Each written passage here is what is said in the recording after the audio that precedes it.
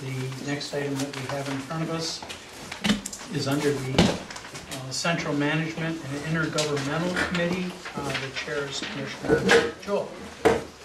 It is a resolution to support land exchange, the three isolated state trust land controlled by the federal government within the boundary waters of the New Wilderness, and I will not be moving it. I would move it. I'd second it.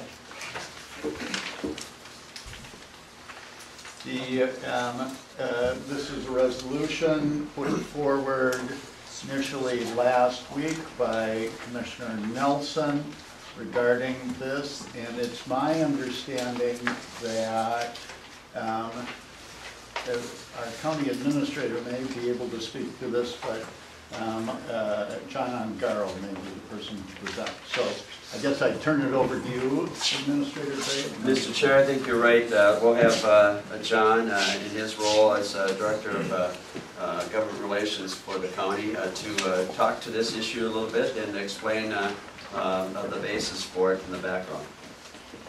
Thank you, Mr. Chair. And Kevin, county board members, and for the record, John Ongaro, Government Relations Director for St. Louis County. I'd also like to acknowledge the presence of two of the legislators here today from this area. Representative David Dill, whose district this is, and Representative Tom Rubavina, whose district is just down the road in Pike Township, excuse me. Both of them are probably, if you had to ask who's an expert in the state of Minnesota when it comes to this issue, the two of them have spent more time in their legislative careers on this issue. I think Representative Rubavina can say he spent all 26 years working on this issue. So I'm not here to pretend that I'm the expert on the issue, but I do certainly know enough about parts of this issue, especially when it comes to the county portion of this and the Ty Blotnick payments, to speak to you about that. But just to frame the issue for you, maybe a statement up front would be helpful. And the statement I would like to say is, what good are we as a nation, what good are we as a state, and what good are we as a people if we do not abide by the laws that we pass and the Constitution that our founders forged? And it'll become apparent to you why I made that statement up front, because the two documents that are sitting in front of you that were just passed out get to the statement that I just made. The first document is from 1948 law, specifically the 1948 Ty Blotnick Act. And essentially what the Ty Blotnick Act and this provision that is before you, entitled Payment for Additional Lands Acquired in Northern Minnesota. Essentially what this is was the first exchange that occurred. And this exchange was, the federal government recognized that in return for over, in time anyways, 1 million acres of wilderness that had been, private lands, much of it had been private lands before, or could have been on the tax rolls. The federal government realized that the county and the people of these three counties here in northeastern Minnesota, St. Louis, Lake, and Cook counties, were giving up a tremendous economic future by losing the tax base that was within that 1 million acre wilderness. 1 million acres of virgin timber, thousands and thousands of miles of priceless shoreline that was forever going to be off the tax rolls. And so in exchange for that, the federal government passed, as part of the 1948 Ty Blotnick Act, which really was the linchpin provision that allowed that law to become federal law and the law of the land, was they would provide counties in these the three counties, 3/4% of the fair appraised value of the federal lands within the BWCA. And that went into effect in 1948. Now, fast forward to 1964, and you have the other important document that's in front of you, and that concerns another exchange that was supposed to take place, but unfortunately to this day still has not taken place. And this is a copy of a key section from the 1964 Wilderness Act, and I got this right off the Friends of the Boundary Waters Wilderness website that had a copy of the Wilderness Act in it. And if you look on the second page, section 5 specifically, it says that in any case where state-owned or privately owned land is completely surrounded by national forest lands, the state-owned land or privately owned land shall be exchanged, keyword exchanged, for federally owned land in the same state of approximate equal value. Unfortunately, at least when it comes to the state of Minnesota, this specific provision in the Wilderness Act has not been implemented. So here we are, 48 years later, and the net effect of this is that our county citizens in our 3 counties are being shortchanged by the fact that the state inholdings within the Boundary Waters canoe area, whether it's the 86,000 acres of school trust fund land or whether it's the additional 30,000 acres of other state inholdings in the BWCA, which are supposed to, according to the 64 Wilderness Act, a mandate, were supposed to be exchanged. They were never exchanged, and as a result, the county taxpayers are receiving less revenue in in-lieu payments than we should be. And furthermore, the school kids across the state of Minnesota are also receiving less revenue, as in zero revenue, from the school trust fund lands, at least within the BWCA, that cannot produce any revenue for the school trust because they're in a wilderness area. So essentially what the legislature finally did this year after 48 years and a lot of educating from these 2 legislators that were there, they passed a bill on a supermajority basis, on a bipartisan basis, that basically asked the legislature, it was signed by Governor Dayton, and it basically asked Congress to get off the dime and finally implement the 64 Wilderness Act and do the exchange so that those state inholdings within the BWCA can start generating revenue for the counties in northeastern Minnesota and the school kids across the state. In my mind, that is a win-win situation, and that's what we always strive for in public policy. With that, I will just point to the map that is there. There's been a lot of discussion about, in the law that passed the Minnesota legislature this year, that the Mesaba purchase is somehow next to the boundary waters. It is hiding all kinds of copper nickel right next to the boundary waters.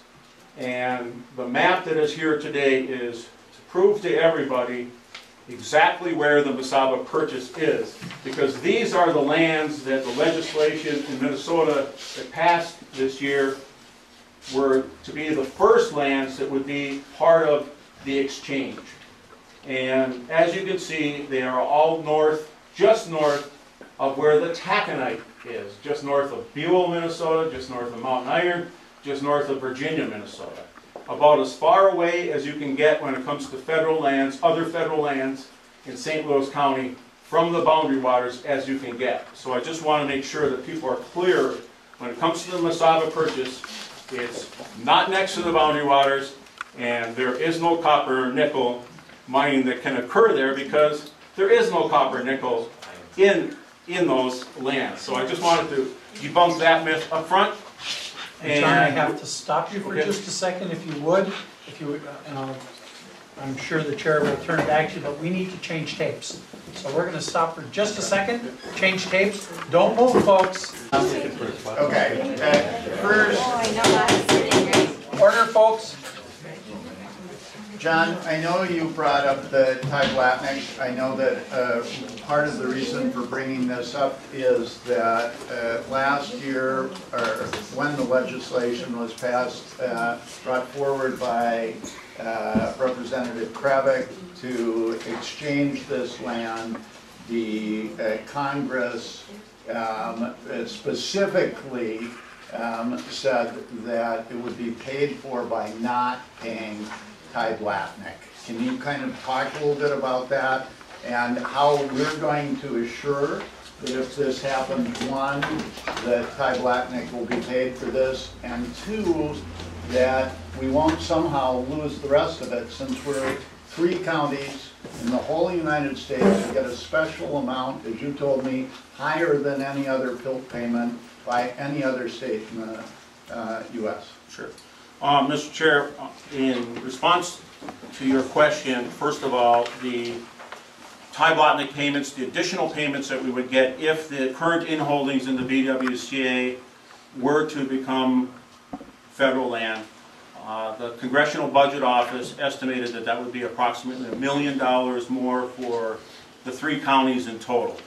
And roughly that's about a third for each because of the way the school trust fund lands are scattered throughout the BWCA.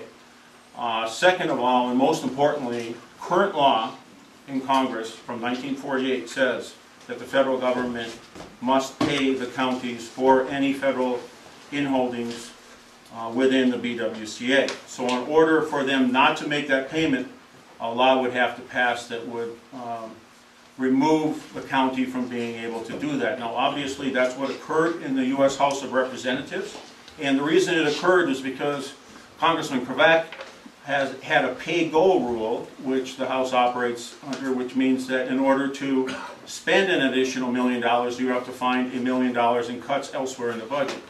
Now, I find it hard to believe that in a $3 trillion federal budget that our congresspeople and our senators are going to be unable to find $1 million in other cuts that could be made across the entire 50 states. So, in the big picture, the Ty Blatnick funding is not something that's going to solve the federal deficit or deal with the fiscal cliff that we're teetering on the edge of. So it is something that, and when you read the history of the Boundary Waters Canoe area, the commissioners from St. Louis Lake and Cook County spent literally the entire years of 1947 and 48 in Washington, D.C.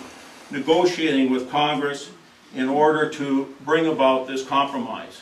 And it really was kind of a sacred compromise that was reached in 1948. And so for them to undo that would be akin to trying to undo a treaty that the United States has set. So I just don't see it happening. I'm not saying that it couldn't happen, but once we explain to Congressman Grabala, for example, from Arizona, who's the ranking Democrat on the Environment Committee, when he wrote us this fall inquiring about the Ty Blatnick payments, we sent him a 7-page letter giving him the history of those payments. He was the one in subcommittee who tried to remove, or tried to put in a provision that the Ty Blatnick payments wouldn't be eligible for the counties wouldn't be eligible for additional Ty Blatnick payments.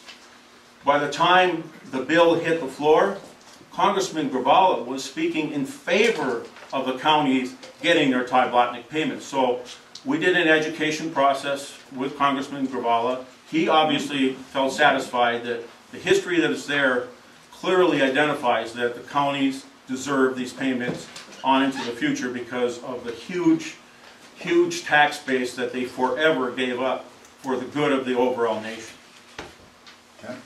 Other questions for John? Are there any other questions for John? I would just like to wrap up by just saying again, if you look at your resolution in front of you, especially the final, therefore be it resolved, that essentially what we are doing is just simply reinforcing our support for what the legislature passed earlier this year, getting behind that so that Congress finally moves on a mandate that they imposed in 1964 that they have not yet implemented. And secondly, that, as Commissioner Jewell just referenced, that the Ty Blatnick payments continue to be honored just as they have always been honored since 1948. And I'll conclude with, and finally, the 2 legislators that are here asked if they could speak at the very end after hearing, because they want to hear what all their constituents have to say first, so. John, I have one other question, which is, I know that the legislature passed a resolution in the recent legislature for a full exchange. It's also my understanding that twice before the legislature passed resolutions for an exchange and buyout. In 2010 and again.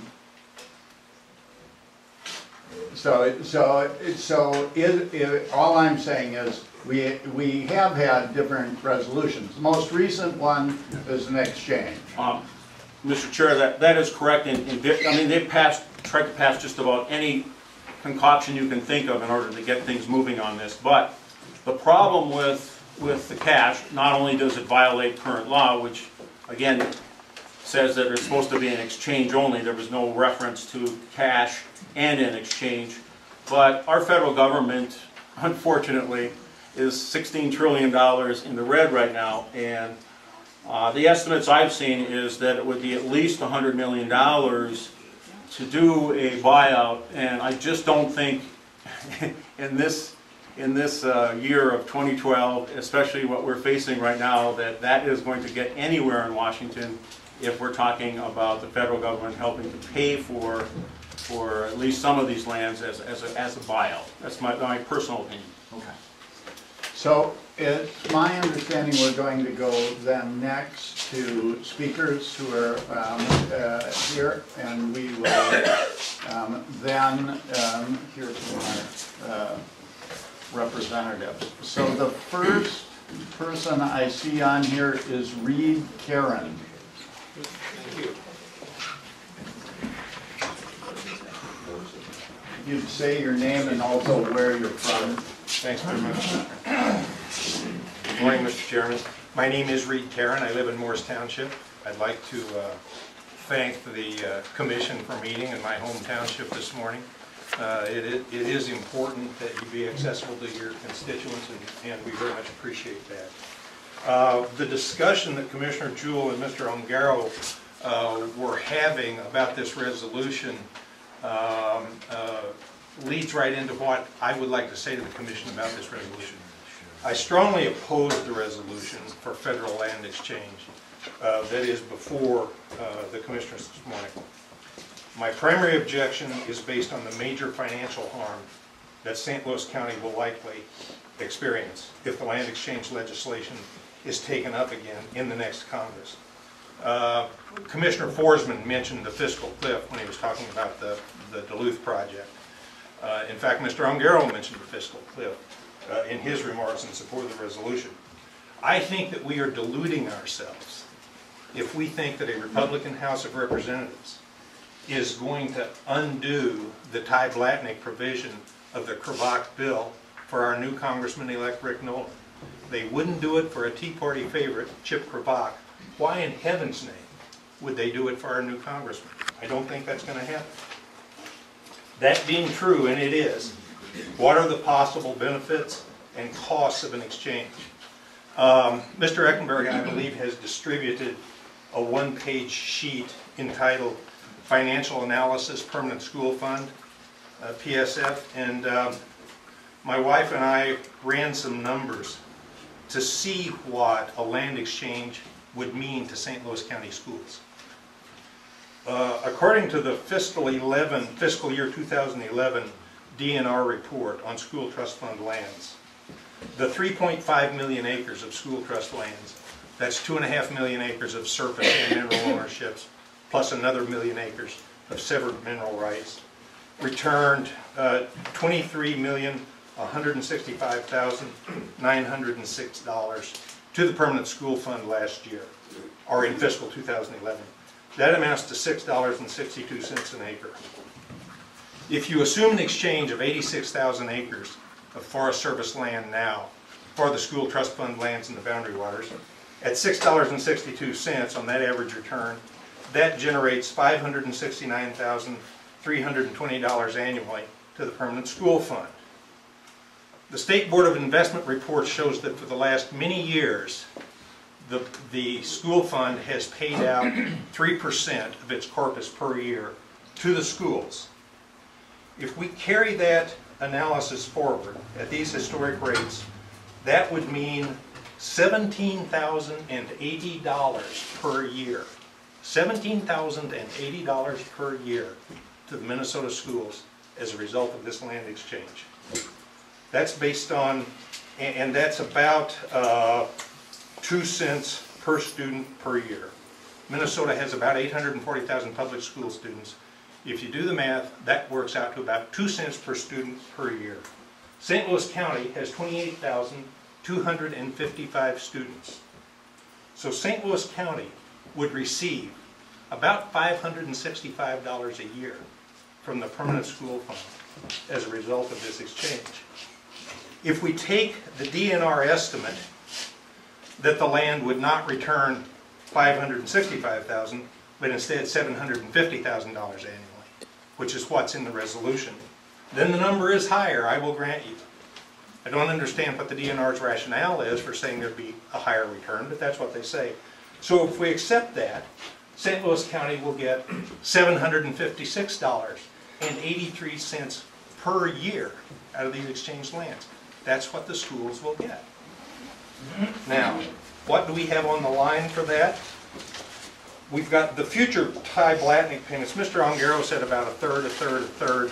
I didn't know what the county division was among the school trust lands and the boundary waters.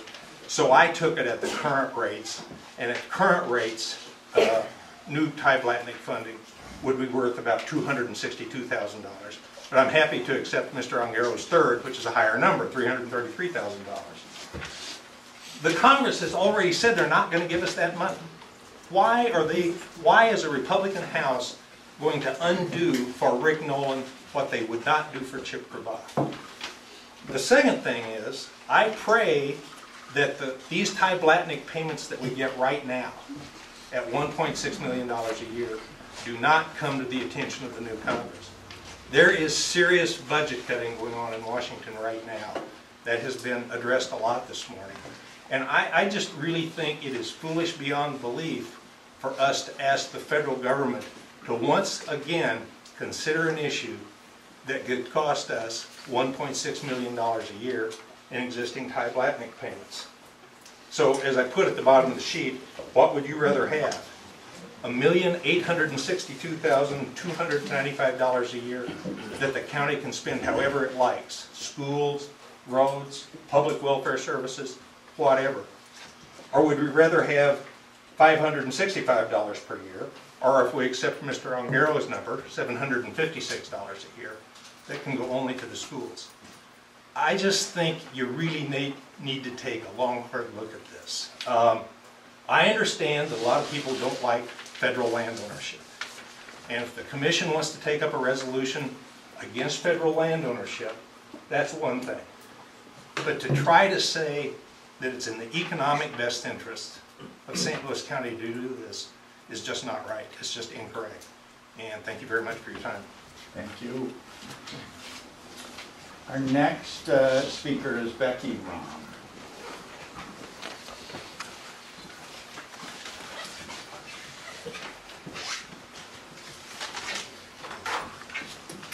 My name is Becky Rom, and I live in Morris Township. Mr. Chair and Commissioners, I'm speaking in opposition to the resolution.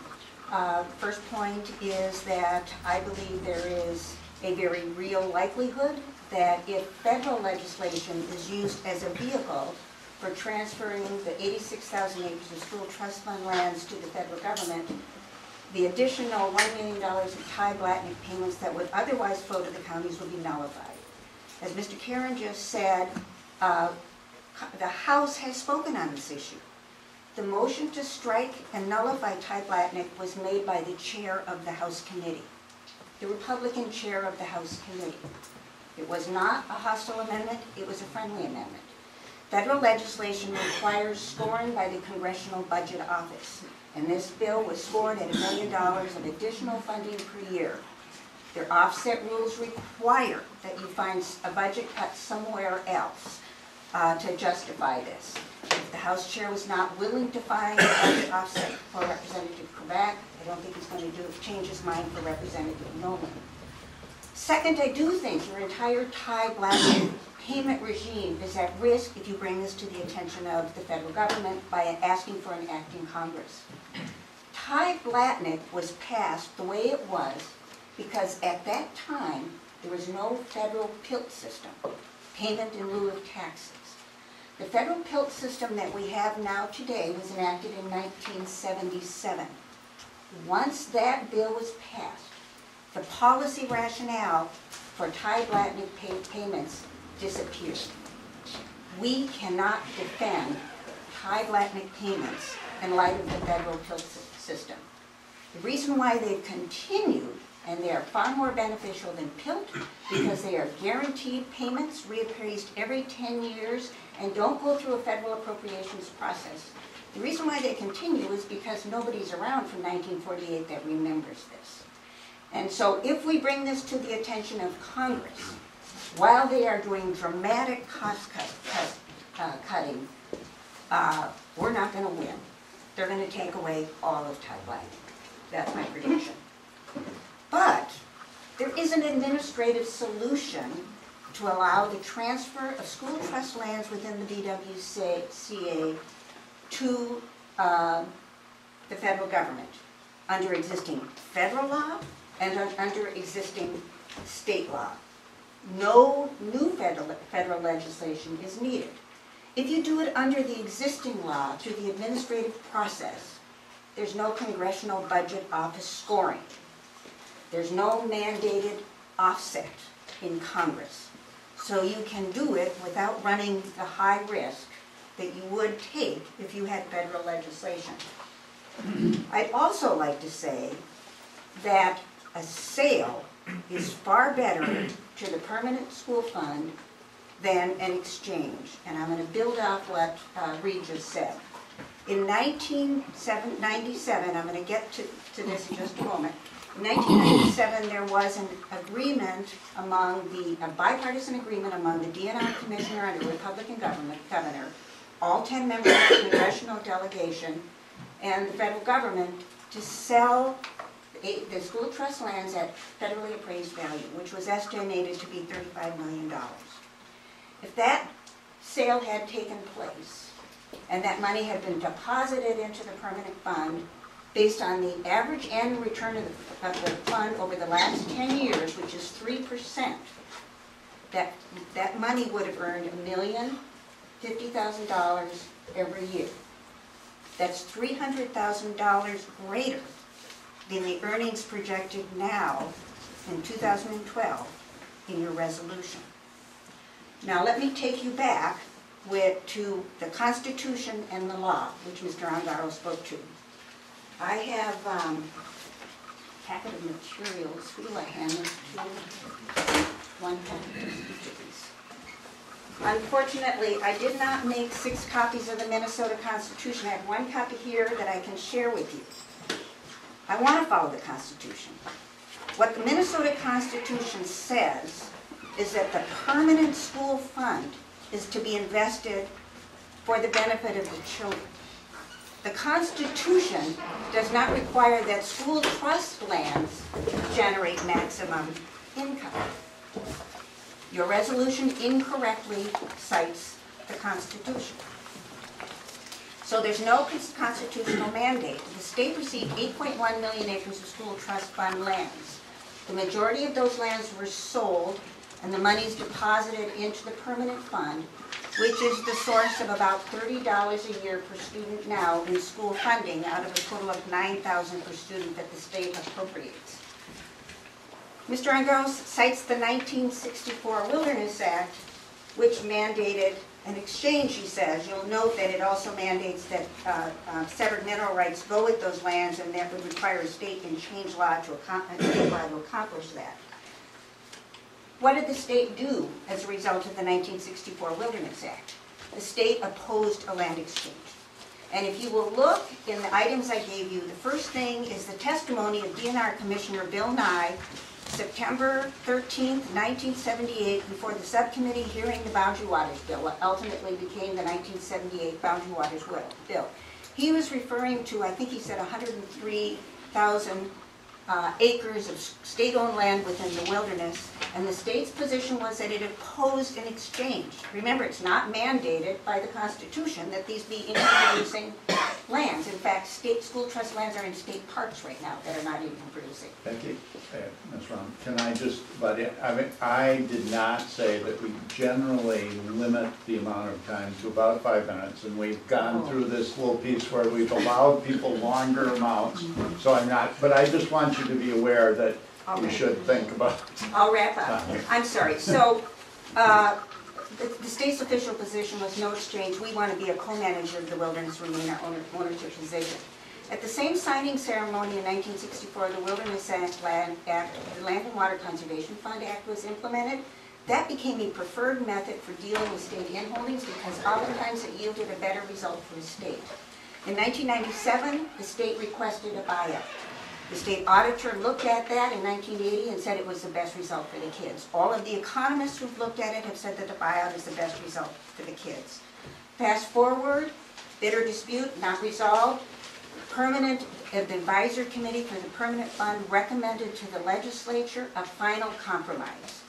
Transfer of 86,000 acres of school trust fund lands to the federal government, sell 2/3 of them, exchange 1/3.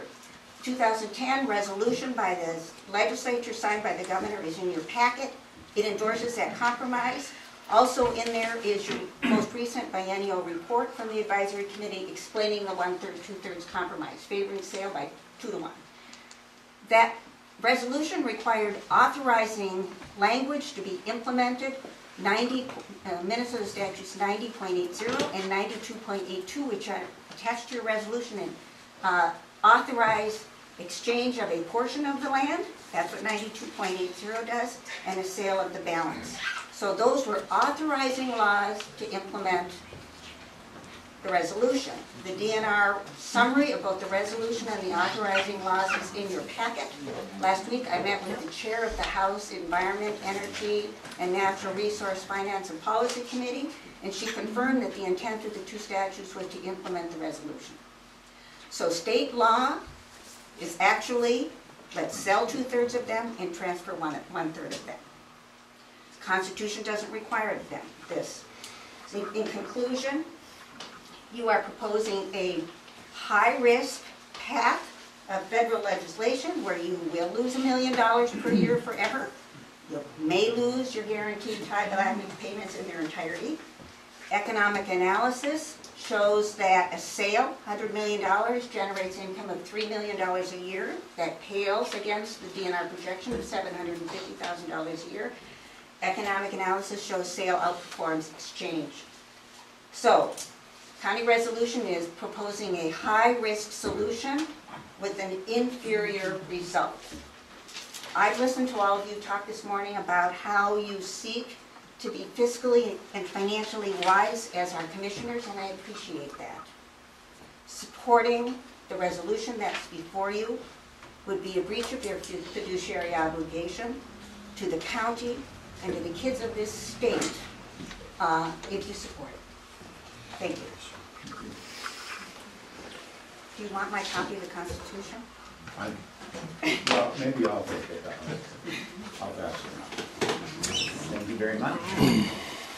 Our next speaker is Bob Cannon.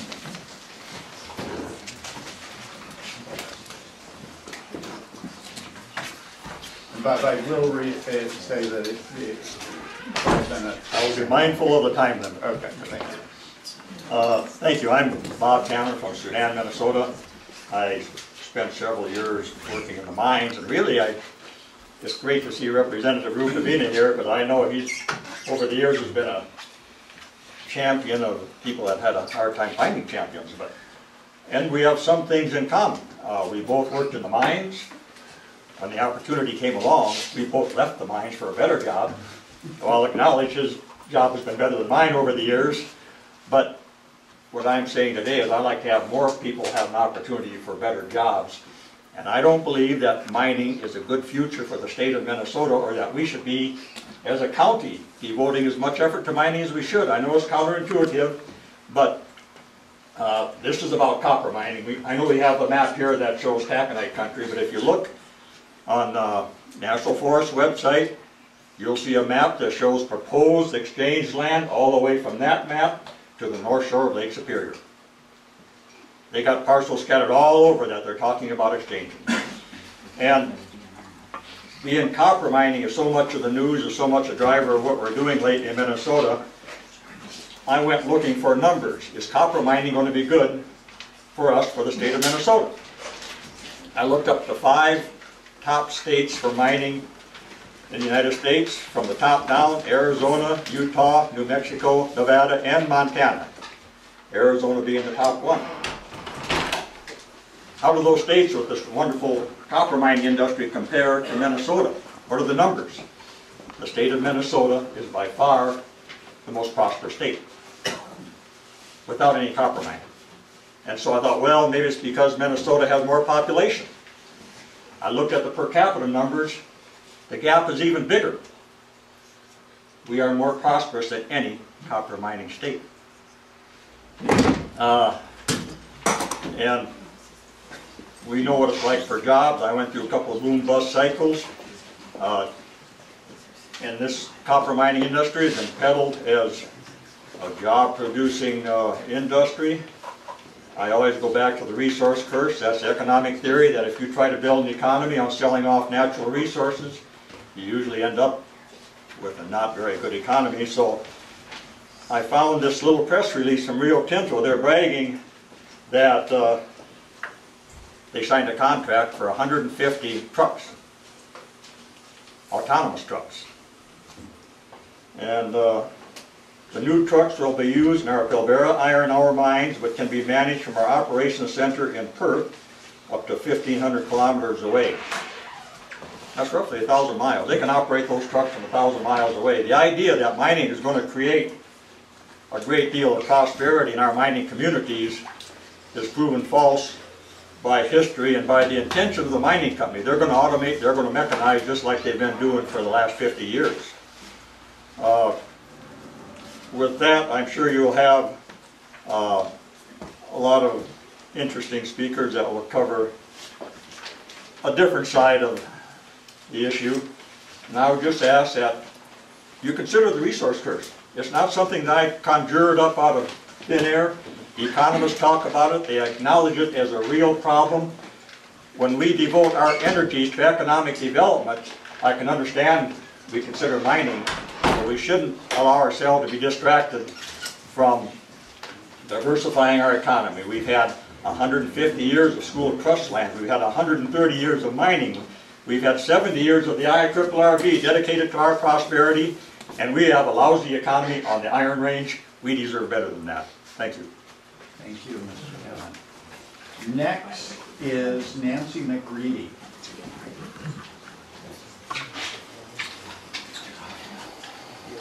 Welcome. Thank you.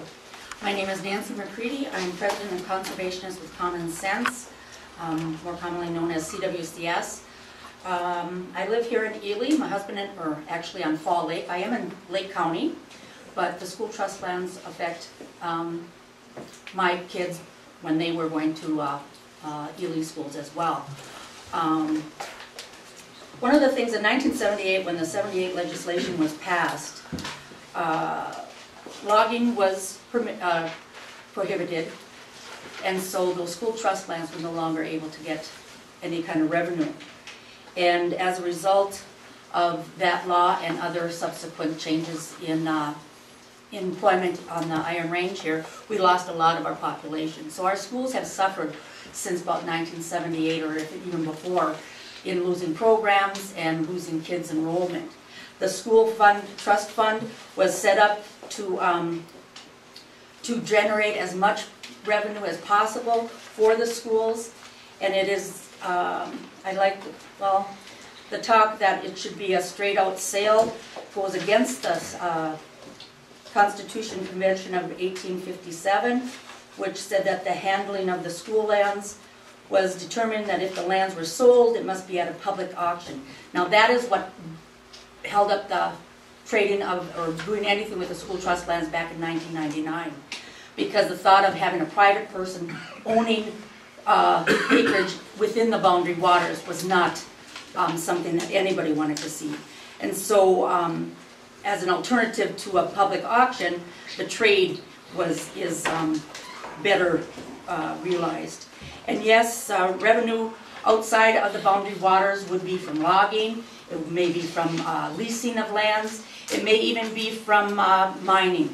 We are blessed with a great resource here of taconite and other precious minerals. Even our Department of Defense is encouraging better exploration of those precious minerals here in the United States, because China has control about 95% of those strategic metals that are so important to much of our economy, or our electronics and such.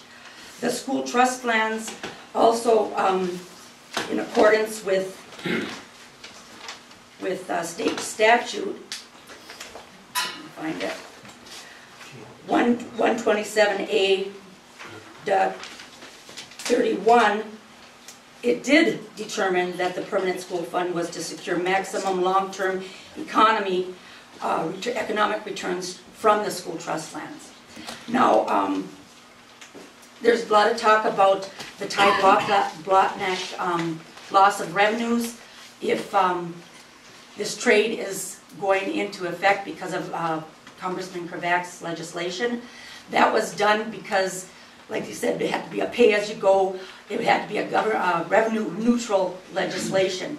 We have not received any Ty-Blotnack payment on those 86,000 acres of school trust lands in the boundary waters right now, so we won't be losing anything. We just wouldn't be adding any more Ty-Blotnack. The trade of these lands is almost acre for an acre, which is still probably undervalued for land within the boundary waters. We do realize we have a wonderful natural resource with the boundary waters, and tourism is a big part of our economy, but it is not the only economy that keeps the communities going around the Iron Range. We need much more than that. We need industry, and we need good paying jobs. And our organization, Conservation for Common Sense, part of that, our goal is to have an overall healthy community with good paying jobs, good schools, good hospitals, good infrastructure, and you can't do that with just tourist industry, which is basically about 100 days in the summer of good reaping of revenues to the area. So I thank you, and I support, and our organization supports now, and as we did in 1999, the trading of the school trust lands, that more money will be brought back into our schools with revenue that is reaped from those acres. Thank you. Thank you. Our next speaker is Jane Kashak.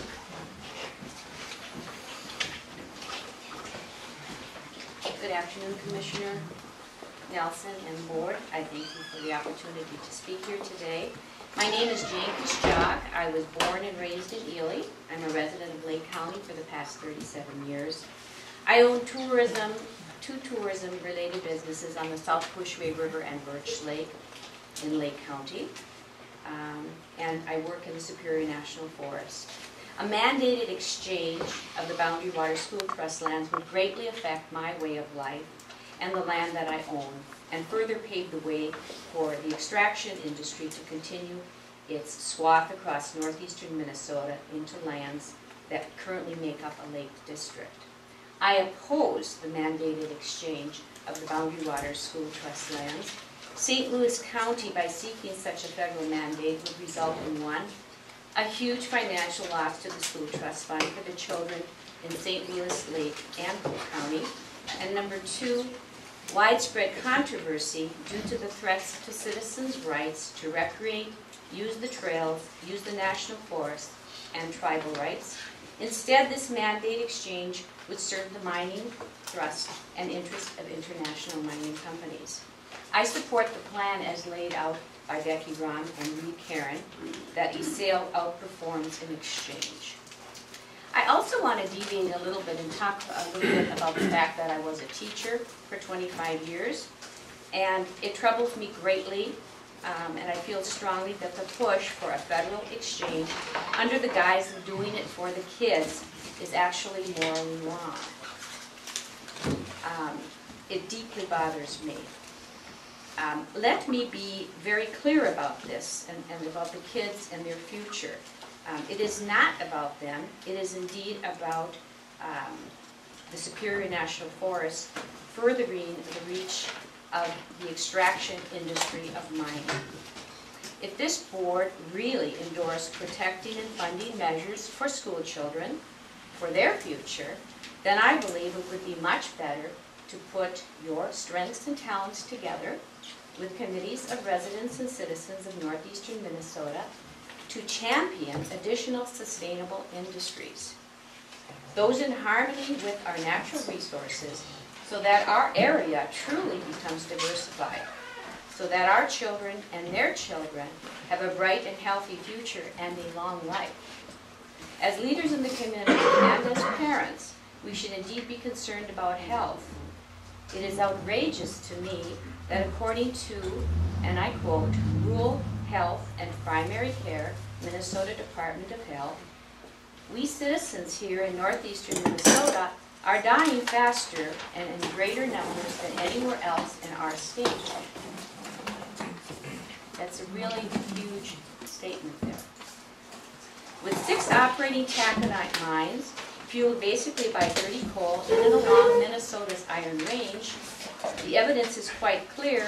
They play a large role, resulting in toxic particulates in our air, along with coal-fired plants in the Twin Cities and outstate.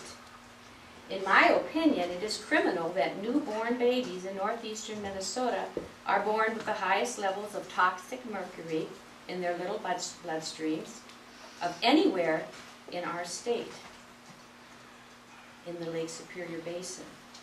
It is also outrageous to me that our school districts record higher autism prevalence rates, that our kids have higher allergy and asthma levels than anywhere else in our state, right here in northeastern Minnesota. Yet we say we care about the school kids. If we did, we would use our talents and creativity to move toward a diversified industry that does not pollute our air and our water and ruin our natural landscapes. We are being hypocritical when we give our taconite plants a pass time and time again when it comes to reducing their air emissions to the acceptable standards, while we who live here continue to be subjected to the worst diseases, the pain, the agony, and ultimately an early death. It is sad that the intimidation and indoctrination of the mining industry continues to be so invasive, and we must break out of that hold for the future of our children. It is shocking that citizens who live in northeastern Minnesota have, number 1, the highest mesothelioma mortality rate. Number 2, the highest overall mortality rate. Number 3, the highest cancer mortality rate.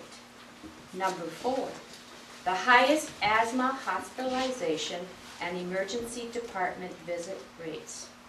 Number 5, the highest heart disease mortality rates. Number 6, the highest Alzheimer's mortality rate for age 65 and over. And once again, these statistics come from Rural Health and Primary Care, Minnesota Department of Health.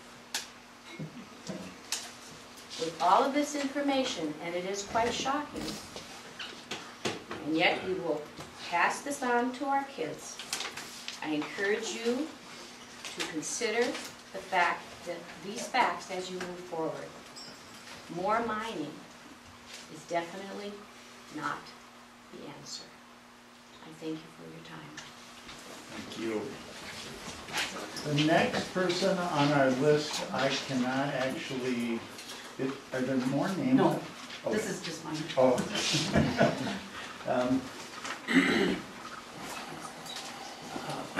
I think it's Chuck. Chuck Chuck? Chickanowski, Chet? Kivett for K-I-V-A-T-R-O-W-S-L-I. Is there a doctor in the house? Okay, well, we'll move on, and if we don't get you and you're on our list, let us know. Next is Roger That's Stroud. okay, thank you. Mr. Stroud.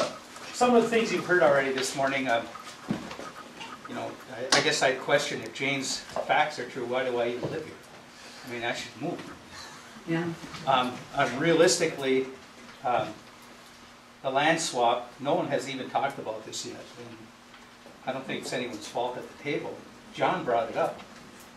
The land right here, and Becky's assumption and Reed's assumption is that the land swap from the boundary waters into St. Louis County is going to sit idle and nothing happen to it. You're going to lose money. No, that's not true. The assumption, Chair. yeah.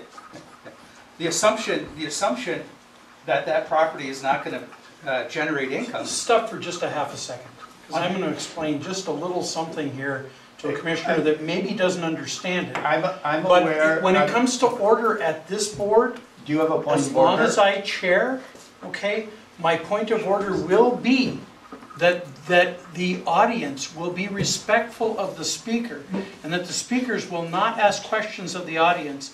Mr. Chair, I have been consistent with that with every other commissioner at this table, and I will be consistent with it with you, even though you repeatedly disrespect the chair. Thank you. Please move forward. So Roger, just let me clarify. Okay, it is true that we should be respectful of one another, and so let's not point out other people necessarily and All right. say move forward. Thank And I don't disagree with that, and I would have said something at the point, but the commissioner felt necessary to jump in. Thank you, both. And so I guess where I would come from then is, I want to know and I want to hear what that swap has the potential of bringing. 2 months ago, I sat in a DNR meeting where there are, I believe, 440s next to Mintac that are state tax forfeited property, and they are talking about going into, Mintac wants to use those 40s for mining. The numbers that I heard were incredible, the royalties that were coming from that property. And I'm not going to repeat them. I just stood there going, how much? And the Mountain Iron School District directly benefits from that. Now, these are tax school trust, which doesn't go to any local governments, it goes to the school trust only. That's the other thing that I was just apprised to. And if that is true, the amount of money, if that's taconite next to those, to the gray, if that really is taconite under these swaps, the amount of money is far exceeding what the federal government would pay. Because it literally keeps on giving. It's not a one-time shot and then it goes to heck. So I would hope that you would listen to all the good stuff and all the stuff that, facts that make sense. Not assuming what could happen or couldn't happen, but what can happen, what will happen. And I think in the end, that the money that we're talking about is twofold, at least twofold, coming back on the land swap. And I just thank you for your time. I hope you all vote in favor of it, and I appreciate it. Thank you. Thanks a lot. So Tom, you're on next, but we're going to have you at the end. Is that my I left that space because I wanted the back cleanup grant, but I knew you had a purpose here. So we're going to go to Christine Larson. You want to film?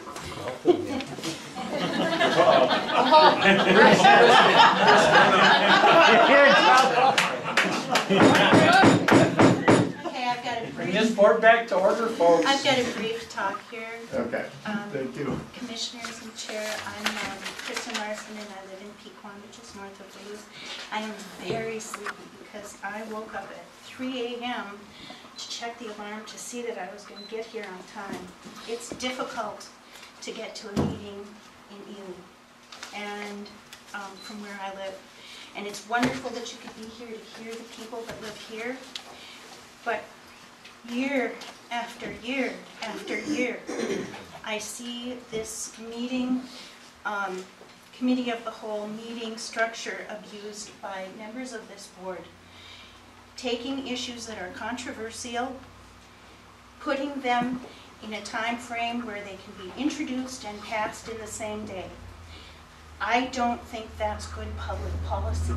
I don't think that's how people who value transparency, who value their constituents, behave.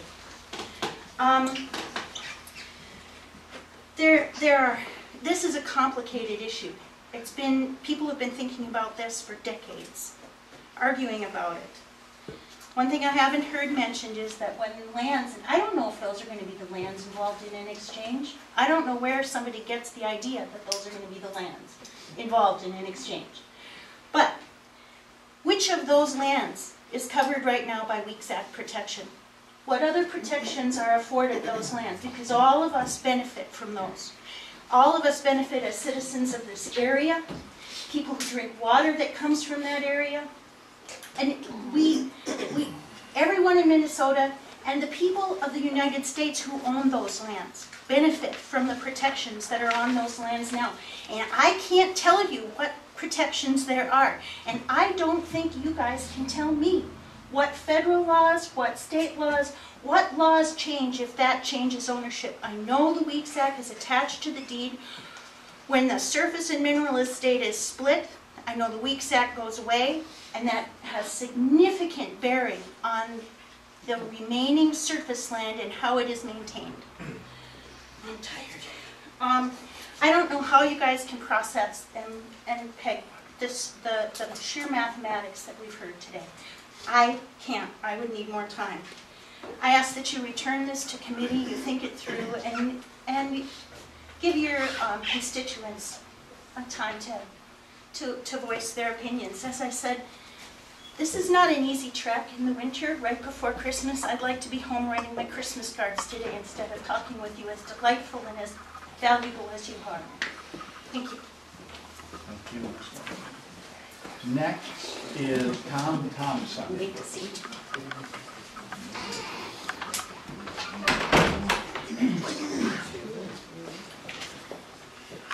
Hello, members of the commission. My name is Tom Thompson, and I'm from Alt Township, which is straight south of here.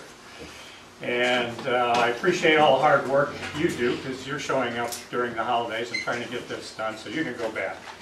But I speak in opposition to the proposed resolution on the land exchange.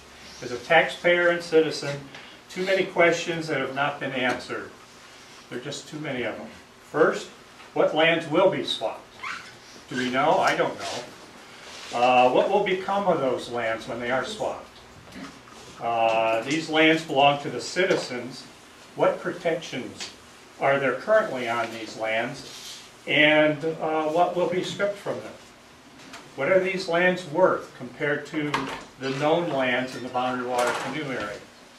Will existing lands continue to be protected, or will up to 86,000 acres suddenly be unprotected? Many might call these regulations, but this is property owned by the citizens of Minnesota and in many cases in the United States. So these are protections, not regulations. What laws affect specific parcels being considered? Which will be lost?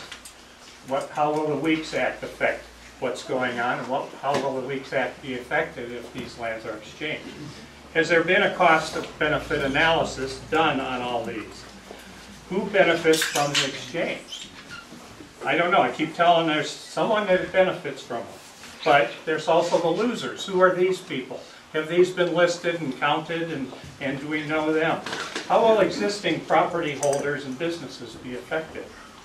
Who are the winners and losers? There will be losers, and I would think there will be winners. What are the alternatives? I haven't heard if there are alternatives. A couple of them you can buy out. I'm hearing more and more. Some of my questions were answered by previous speakers. Is a purchase instead of a swap possible and beneficial? It sounds like maybe it is, or some combination. What money will be gained or lost as a result? How will school funding be affected? What do schools get now from the current arrangements compared to if there is an exchange? And as far as projections, I know that there is talk about how much is out there, and it seems like every time I hear a report, it gets bigger and bigger. But all these reports have a disclaimer to them that this is predictions of the future.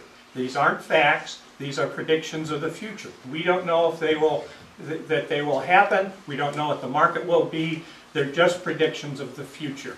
And to take them as fact, I think, is wrong. Which is more stable in the long and short run? To buy out and use that money and invest it and use it, or to make the exchange? The whereases in this resolution should reflect the answers to some of these questions. These and other questions need to be answered and conveyed to the citizens, the taxpayers, before such a resolution is considered. This may or may not be a good resolution, but at this point I don't believe that is known. I hope you will reconsider it. I think you should look at it more thoroughly and report back to the citizens why this is so important, especially right before Christmas when everybody's busy and not paying very much attention. Thank you for listening to me, and I know you have a lot of hard work to do. So, thank you. Thank you, Mr. Thompson. Next is David Oliver.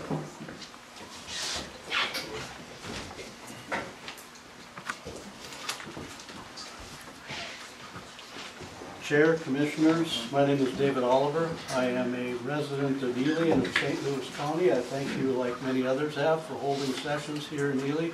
It is of great benefit to get to see the county commissioners in action in my hometown instead of other places. I applaud your resolution in support of the land exchange. We've taken quite a journey down a rabbit hole or through the looking glass here today from the standpoint of legal analysis, financial analysis, biomedical analysis, and at the end of the day, since I was 11 years old, there's state land still held captive by the federal government in a situation that has been unresolved. There is a proposal to resolve that, the details of which will be worked out to, I think, the state would have good representation in that, and ultimately the state winds up with the ownership of those lands. Is it that you simply don't want state to have ownership of lands, or you just rather have lands in the hands of federal government? It's long overdue that the state get these lands repatriated, and the losses that exist have been compounded with this passage of time. I thank you. Thank you. I'm going to just ask if there's anybody else before I ask our representatives to speak who wishes to speak.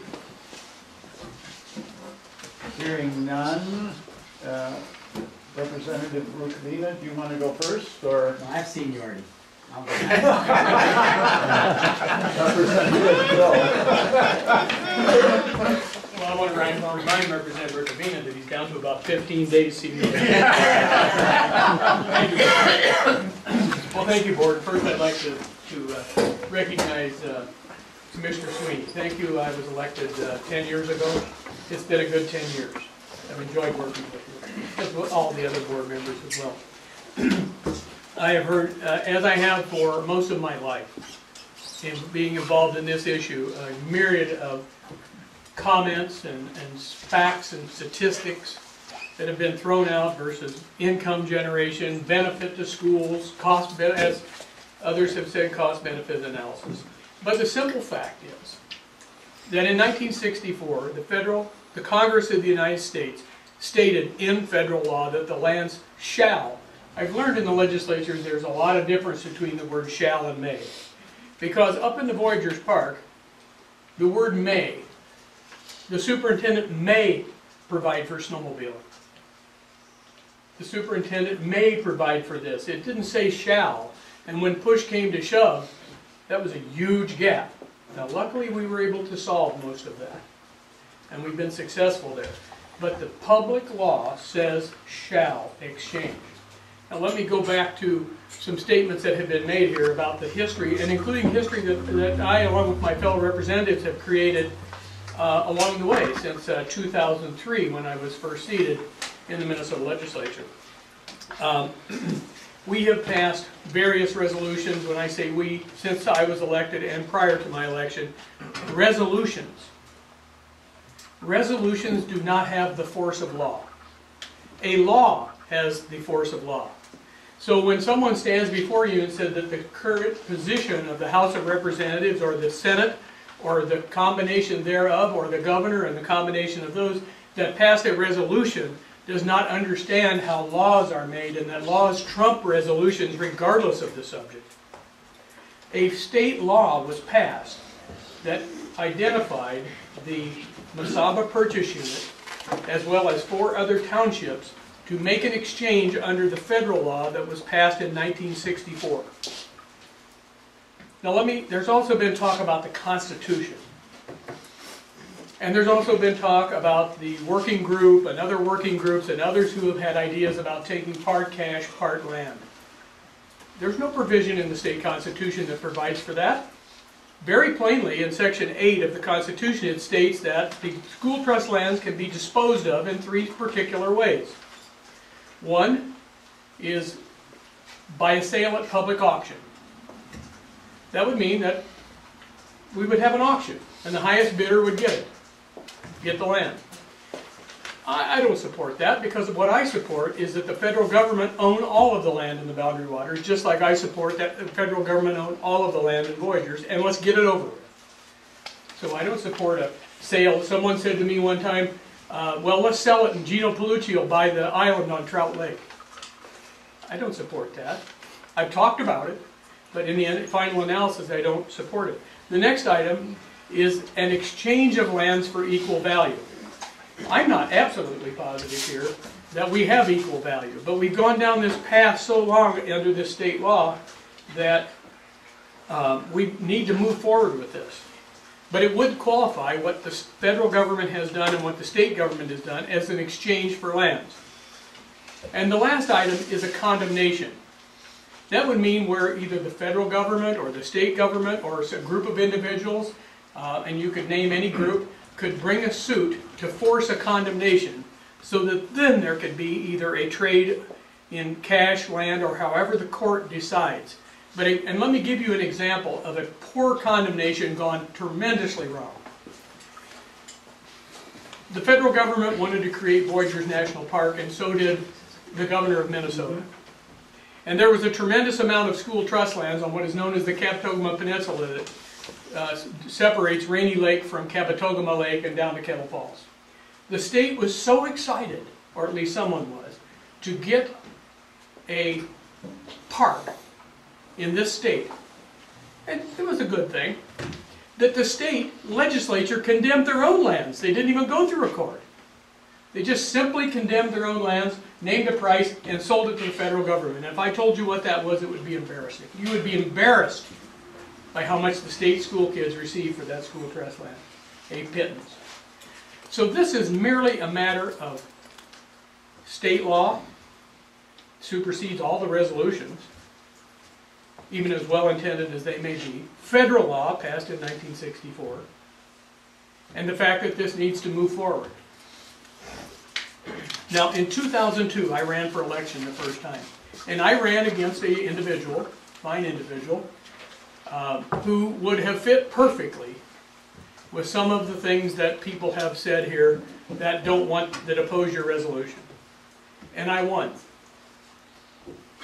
In 2004, that same individual ran against me again, and I won again. And today I stand before you at my 6th term, and I'm telling you that now I'm the chair of the House Environment Committee in the House of Representatives. I have since day one, when I stood in the Ely School auditorium in August of 2002, I said that I will not go to the state capitol, build a bonfire in the capitol and sing Kumbaya around. I was going to fight for the people of Minnesota for economic prosperity, jobs, and protect this environment. And that's what I have done. I will continue to do that, and no bills will come through my committee that will hamper the development of our natural resources unilaterally. I will continue to run for office. It has been my plan all along that if there is a legacy of a legislator or a group of legislators, it would be that this trade or something that meets the federal law and the Constitution of the state of Minnesota is implemented someday, hopefully, during my time. I hope that it would be during Representative Rukavina's time. I'm not sure that Representative's time will ever be over, because he will always be advocating. But this is always going to be controversial. I want to deal with the facts. And the facts are that this piece of land is not connected to the Promised Land, which is the boundary waters and the area to the east that is somewhat contiguous as a Superior National Forest. That these are homesteads where people lost their property during the Depression, where the federal government came in and bought them so that people could keep living. That's what these are. They're wonderful forest lands. They have taconite below them. And for someone to come up here and diminish the success of the taconite industry since the day that we started mining in Tower, Sudan, and Ely, and to today with all the development that we've done, I'm embarrassed by that. And so I will stand with you on this resolution, and I am encouraging the other counties that are in the Northeast to pass similar resolutions. And I'll stand for any questions. Are there any questions of Representative? Thank you very much. Representative Rukavina. Yes. Commissioner Jewell, I've had a request for personal privilege. We'll take it. Just 2 minutes. Okay. Bathroom break.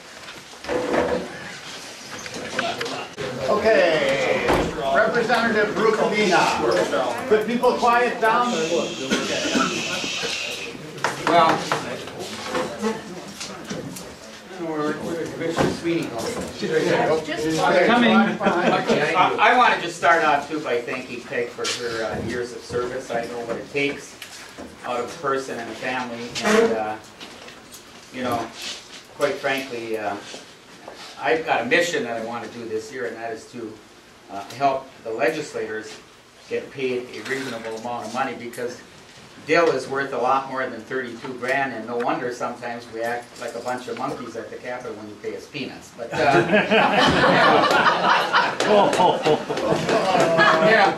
let me start by saying this. This whole proposal is no nebulous evil plot for Copper Dickel Mine. In fact, let me make a confession. Bob, when you left Mintac, as I did, I left for a worse job. I left to be the milk truck driver for the Tower Dairy. There's a lot of short kids in Tower, by the way, but be that as it may, I have to make a confession. In 1978, I voted for Don Fraser. I am not anti-environment, because my dad taught me, for the good Democrats here, that even the worst Democrat is better than the best Republican. So I want to get that out there on the record. There is no evil plot here. Whoever is saying that doesn't know what they're talking about. I live, members, right here. Right here I live. My logging partner, when I used to have a logging business, lives right here.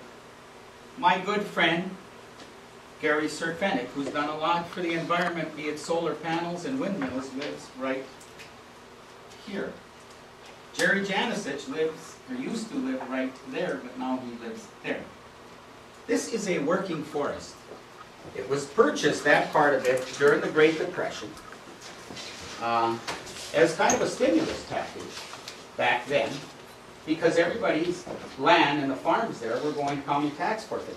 It is now comprised of, that little portion, it's comprised of 93,200 acres, I believe, of federal land, about 93,600 acres of private land, much of it Inland Steel and U.S. Steel.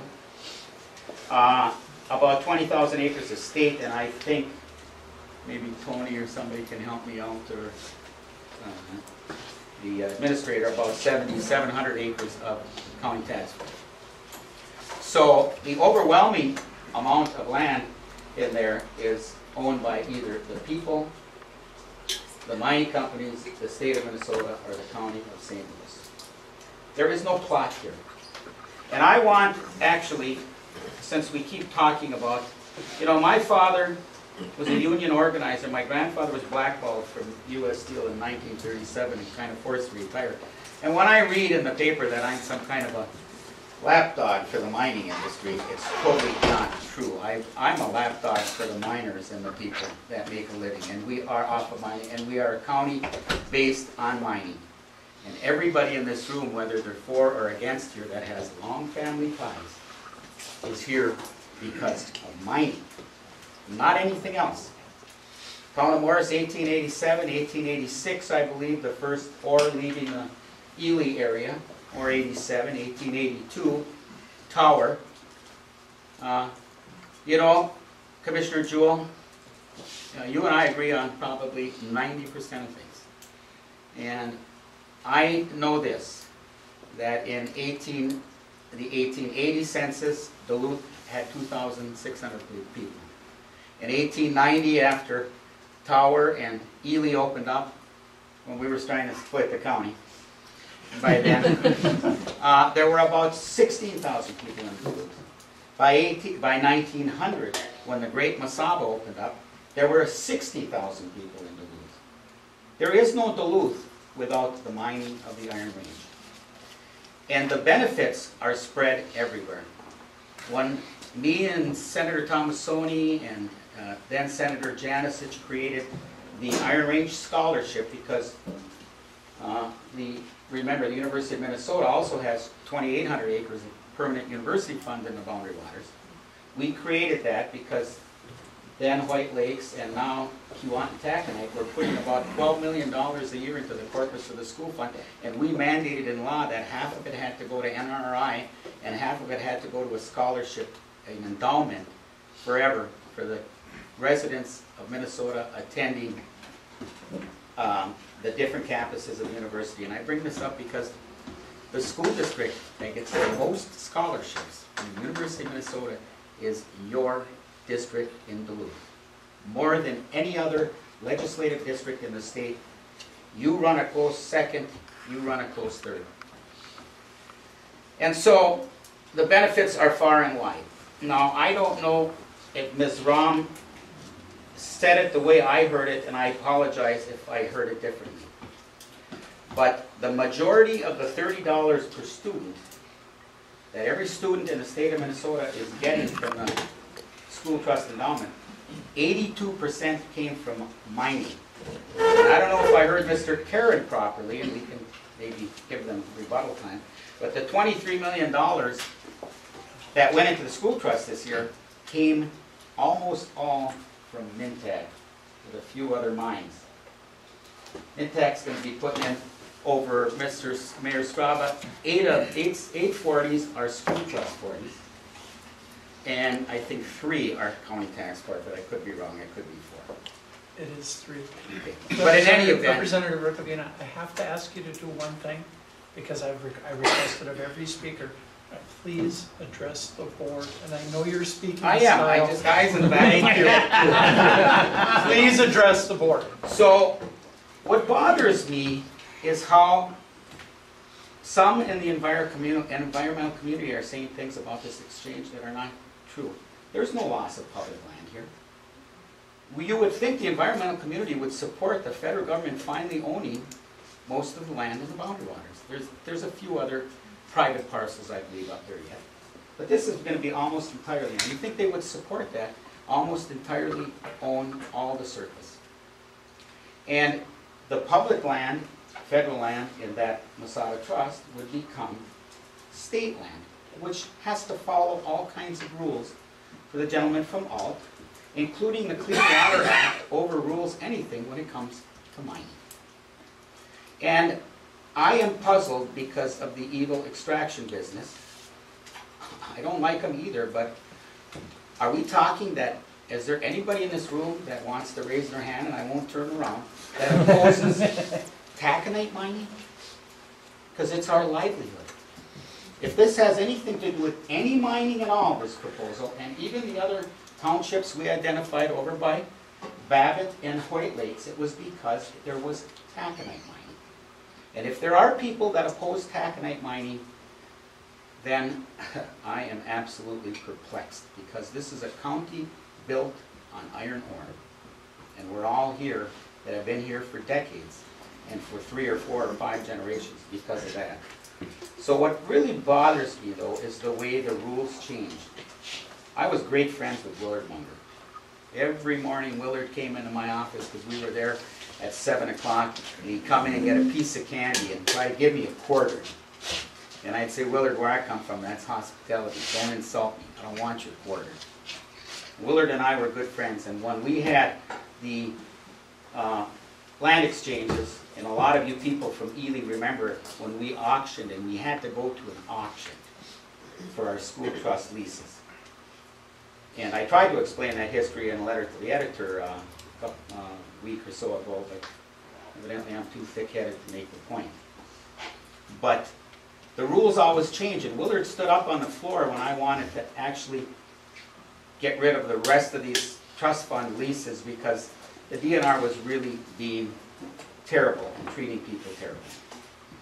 And Willard stood up, and the environmental community stood up, and Rod Sando, the then commissioner, approached me at the chambers of the House of Representatives and said, land is more valuable than money because 94% of all the close to $700 million in that school trust came from mineral rights we either own or timber we either own, and only 6% came from all the millions of acres we sold in the state of Minnesota. And that's what we want this exchange for. So we can log and we can extract gravel and we can do everything else, but I can tell you, as Representative Dill stated, there is only one place where they know that's close to there, where they know there's gold, and it is not the same geologic structure as the gold and nickel and everything else that we are talking about for the rest of the copper nickel mine. It's in the Virginia Horn. Commissioner Sweeney pointed it out to me. It's the only known place where we know there's a little bit of gold, and that gold is attached to granite. And it's not the same geologic structure. So how you can mine copper nickel in a Mesaba purchase is beyond me when there is no copper, nickel, zinc, platinum, palladium, titanium, whatever else is in this mixture of ore up here. And so finally, just to reiterate, no loss of federal land. I don't know, and if I'm wrong, I apologize, but to say we're going to lose federal money when we never got the federal money in the first place is beyond me, because I don't know right now the 116,000 acres of school trust and other DNR and county lands in the boundary waters is not getting that Tibotnic money anyway.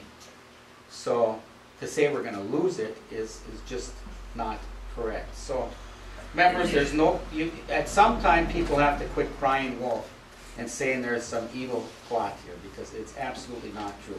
I've been on this issue only for 24 years, Representative Dill, not 26.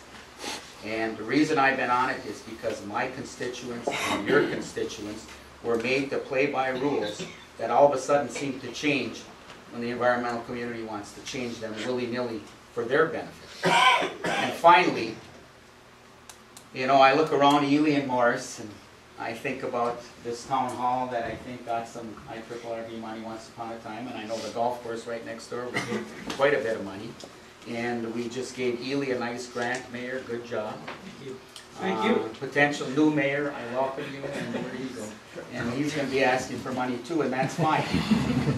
But the reason we spread that taconite money, which is in lieu of property taxes, and technically belongs to, most of it, to Mount Iron View, and the Mount Iron School District, and the city of Mount Iron, and we spread it around, is because we want to keep property taxes as affordable for everybody around here. And there are a lot of places in Cook and Lake and even St. Louis County that couldn't exist if they didn't get taconite money to help them, because they wouldn't know, they wouldn't be able to afford to live on their land if they had to pay the property taxes, which are now escalating all the time. So again, reiterate, and I'm done. No nebulous plot here, no loss of public land. Commissioner Jewell, there's absolutely no environmental degradation that's going to come as a result of this, and there is no loss of public land for the school kids. And maybe the trust only gives $30 a kid but it should be given close to 60 if the DNR had managed it properly, number one, and number two. For school districts like Minneapolis and St. Paul, Rochester and Duluth that get anywhere from $300,000 to $1 million every year. Where I come from on the north side of Virginia, I might just be the descendant of an Italian-Croatian family, but that's real money.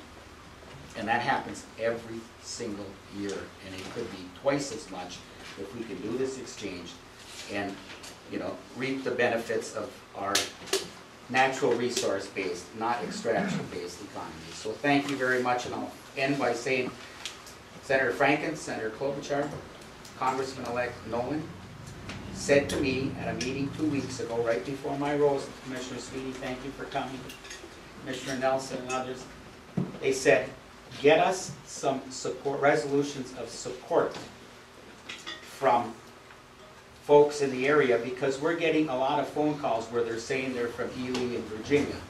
I didn't get elected with 75 to 80% of the vote by not listening to my constituents, and I can tell you in my district, there's 90% of the people that support this, and it's probably close to that up here in Representative Dill's district.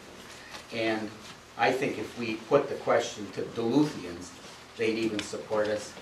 And Commissioner Dahlberg, being originally a Finn family from the range, we're starting to look more and more like Gus Hall every day.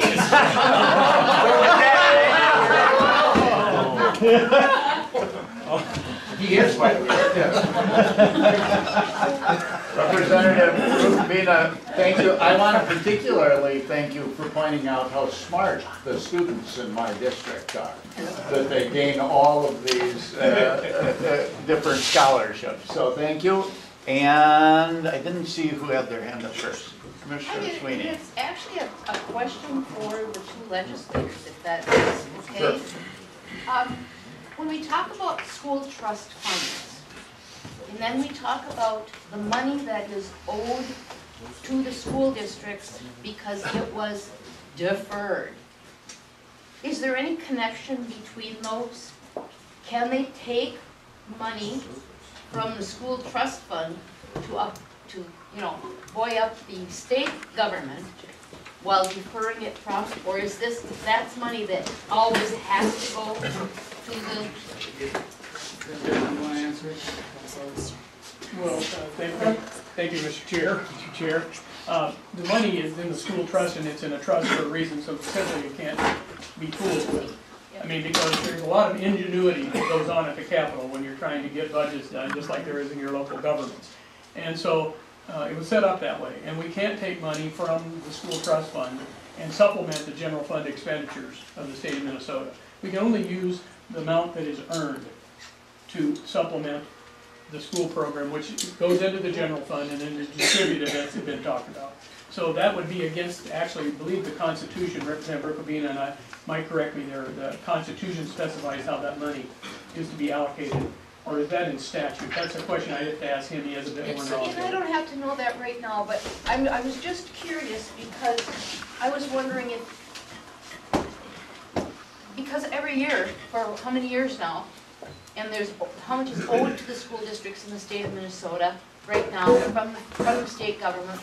Well, school districts go out and borrow money to have that per student amount of money that they need, or they do like I think Duluth School District has done this year. They've raised the levy for what it's going to cost them, knowing that they're not going to get that money from the state because of the conditions that they still in. So I'm just wondering, can you borrow? Are they borrowing against that, or is the money that comes out of there actually going to the school districts? It's just they are getting less than. That's the only money they're getting, kind of. As a condition of statehood, Commissioner, we agreed to the federal government to accept their school trust lands, 2 in each township, and made some up, and we had to make up some other. That's why we have a heavy amount of school trust land, because before we became a state, people had already settled in southern Minnesota, and the 2 sections were already had farms on them. So we got more up here, school trust land. As a condition of statehood, and we had to accept that. And we can't touch it. We have to put it in an endowment. And the University of Minnesota, as a land-grant college, also got mineral rights, and they have to put it in a permanent university fund. You can change, that fund was changed for the benefit of the university, and that it endows chairs. We created that scholarship, and we put in a $50 million trust for the NRI in Duluth and Coleraine. And now we passed a law last year that the next $25 million of university trust land, mineral rights, will go towards a metallurgical engineering degree, which has been dropped by the university. You can manipulate the money. You can't do that with the K-12. It goes equally to every kid in the state. And Ms. Ram brought up that it's $30. She's correct, a little less, I think. At one time it was $56, but we changed, and we only allowed a certain amount of interest, and if we made over a certain amount of interest, we plowed it back into the endowment so that it could grow and hopefully get bigger someday. So you can't touch it. It can't ever be used as general fund dollars, and it goes right to the school kids. And at one time it was deducted from what we gave to K-12, but recently it was changed to be used for technology and things like that on top of what we give them. Any other questions for the representatives? Okay, hearing none, comments by Commissioner Sweeney and then Commissioner Rocker. Commissioner Jewell, just as a point of order, I think if you wanted to conclude the public speaking section, perhaps you should ask if there is anyone else who wishes to speak. And again, that's your choice as the chair of it, but we did have even though we had legislators who requested to be last, the fact of the matter is that if we're going to have our public speaking section, we should try and conclude that before we move forward. So I did ask earlier, but I'll ask again, does anybody else want to speak? I forgot one point. I will say we're not going to have repeats. We are, but if somebody who has not spoken wishes to speak. Oh, I just would like to thank the... If you have to come up to... I'm Bob Green, supervisor of Town of Morris, and this is land we received from St. Louis County about 3 years ago for our fire hall and first responders. Yeah. With Fall Lake, and our building is up, and we cover 600-700 miles, and I want to thank all of you. Or we wouldn't be there. Thank you. Thank you. Okay, with that, we'll begin the discussion amongst board members. Commissioner Sweeney, and then Commissioner Rocker. I just want to thank everybody who came here today. We've had, I think, a very respectful discussion. I guess the thing that I agree with the most that I heard today is that when we do everything in 1 week, we are denying people the ability to hear about it, digest it, have further questions, and then move on. And so I don't know that it matters if this is passed today or passed at the first meeting in January. And so I guess my question to all of you is, and maybe even to the legislature won't be in session. This is not going to happen in Congress right now. There's not anything going to happen there. If they keep us from falling off the fiscal cliff, we'll be lucky. If that's what people want to keep referring to it as. But I just would like you to consider the idea that this is a lot of information to digest. It is, I would much rather see this move to the January meeting where people can go home and have thoughtful conversation around it with their constituents, allow for, again, a second bite of the apple if necessary by some of the people who weren't able to get here today. And that does give that transparency that, and you know, this isn't the first time this has happened, it probably won't be the last, but there's usually urgency to things, and I don't see that urgency. This is something that was in law back in 1948. That was the date that I heard when it said that, or is there a date later than that? And then the state of Minnesota took some action. And so if it can go 50 years, I think it can go 2 more weeks. And allow for everybody to go home and do their homework and to get as well versed as they possibly can in this. and make an educated decision. Because quite frankly, there's things that I've heard today that make me inclined to do something different than I came here originally to do. So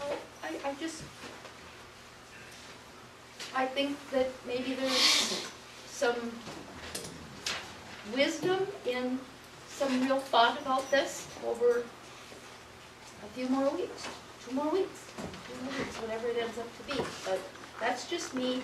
That's what I would like to say. That's what I have to add right now. I think there's been a whole lot of information that we've received today. And maybe for some, it isn't important, but when I looked at what these proposed plans, and I think that if we're proposing it, this is what's been proposed, and it is accepted, it is those lands that we've got outlined out there that are green over there. And that kind of gray there is the cities of Mountain Iron, Virginia, and Evelyn maybe, and I can't remember what.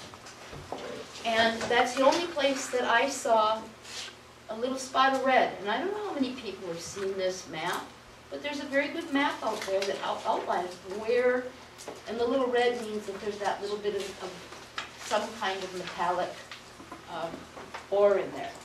But if you haven't seen it, this is from the State of Minnesota Department of Natural Resources, Division of Lands and Minerals.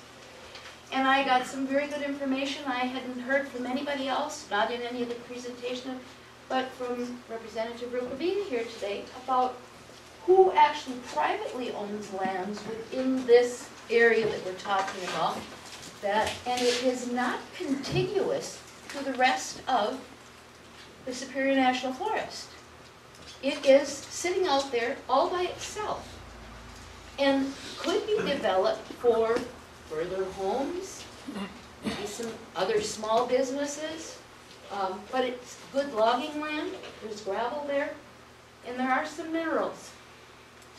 And so this, on the surface now, to me, without having any time to really go back and do some homework, this looks like the perfect solution, because there's enough there to generate an ongoing legacy to the school trust funds versus, and if it's true that it has to go out for public sale, it can't be sold directly to us.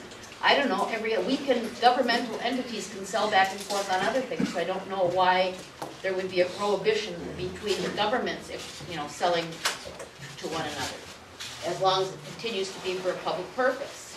So that, somebody could be misconstruing that too, but that's just it. What is the truth there? So how do you thoughtfully take that amount of time when we will finish this discussion here and immediately go to board and vote again on it?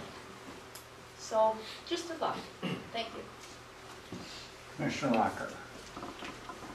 Well, on the heels of that question, I guess, I wonder if somebody can answer, maybe John, as to the timing of this issue and why it is appropriate to act here today and with respect to obviously the lame duck session focus.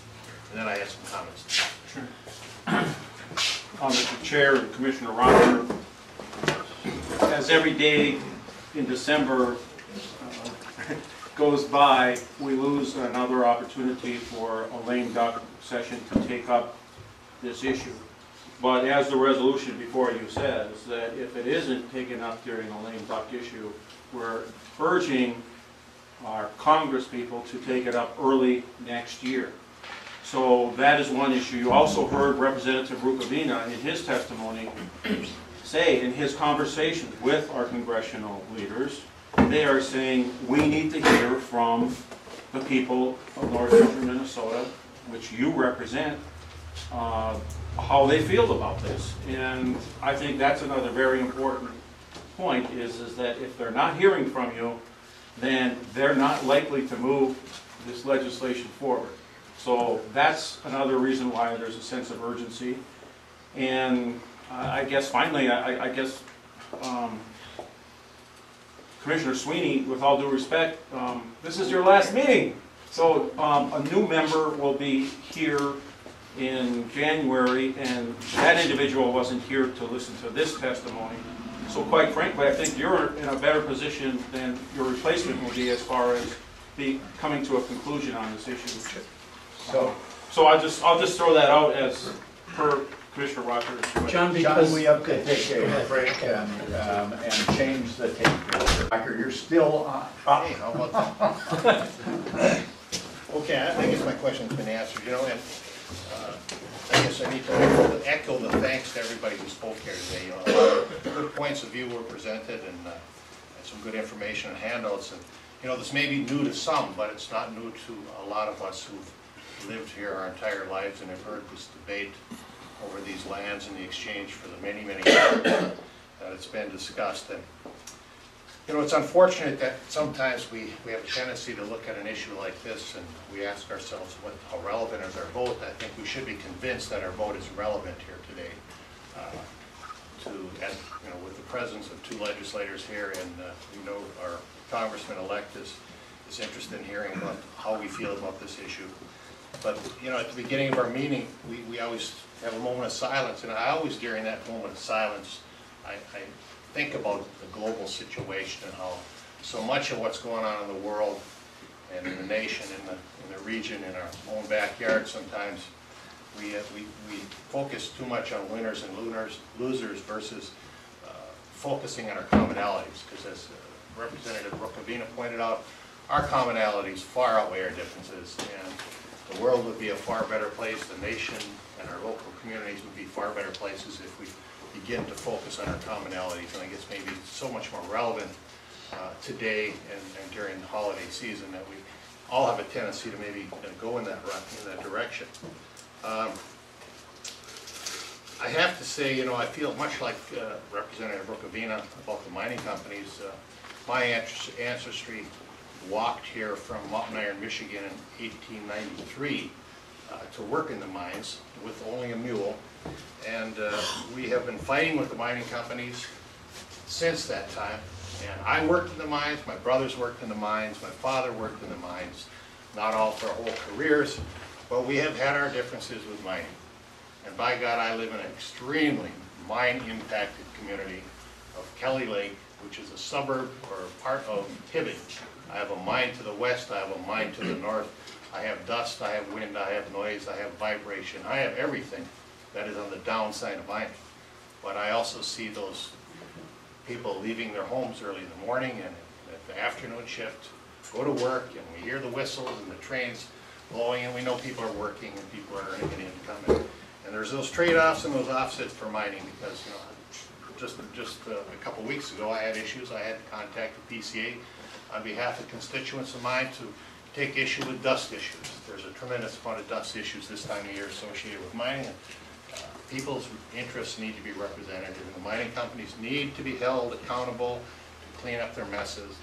And by God, the Perpich administration pushed the agenda of mine land reclamation for decades to get some things done, along with the help of our delegation, and much has been accomplished, and there's much yet to be done. But with respect to this resolution, you know, I'm a firm believer in representative government. We have in my opinion, sometimes we have an overabundance of opportunity for commentary. We seem to be moving away from representative government and more towards referendum government, and I find that is a very disturbing issue personally. But on this particular issue, you know, whether I vote on this today or whether this board votes on it conclusively today, or whether we vote a month from now or a week from now, I will tell you 100% the outcome will be the same. We will be acting in support of this resolution at the request of our legislators and our congressman-elect to put our support behind this land exchange in all its intricacies. So when opportunity knocks, I think it's wise to go to the door versus the window, albeit the window is a good place to be at times. You can see out very clearly without having to worry about somebody coming through, but that's not always true either.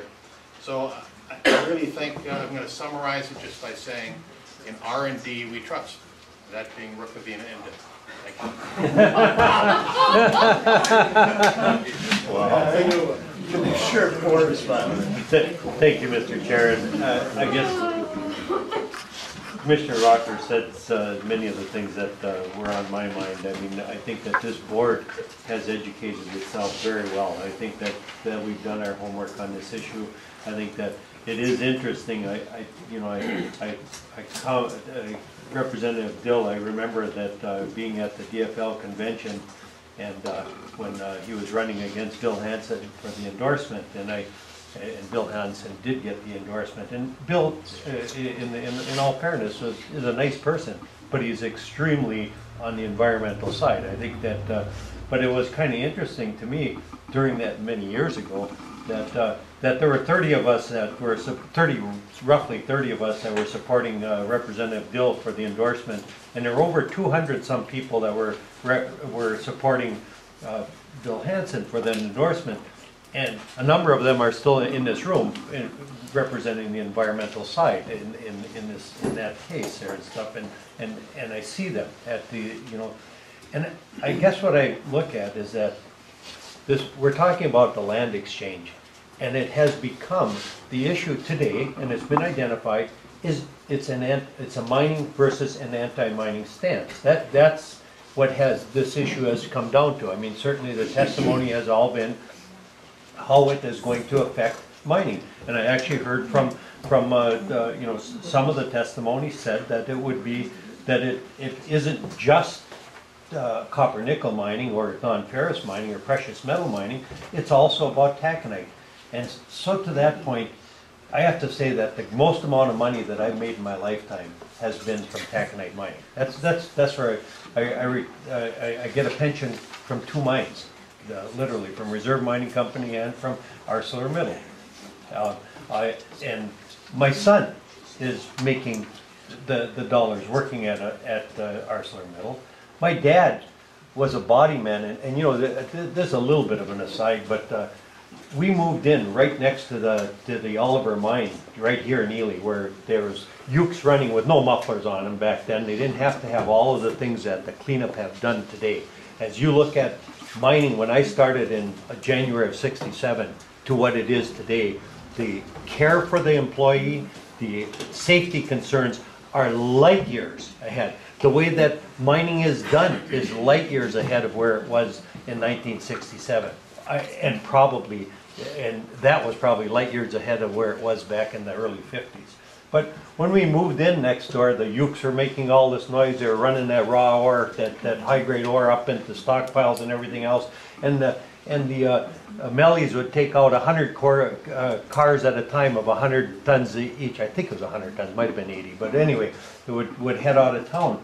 And I remember someone telling my dad, they says, for the first few weeks that you move near the mine there, you're going to have a hard time sleeping because all the noise so it'll take you a couple of weeks, after you got that home. So we stayed in a motel those 2 weeks, so we were okay then. So that is a joke. But anyway, in all honesty, to that same point that I heard here before, is that I watched the men going back and forth to the mines. My uncles, my father didn't, but at that time. But my dad made his money at a garage where they sold cars to the miners. And the miners, I worked at a dealership here.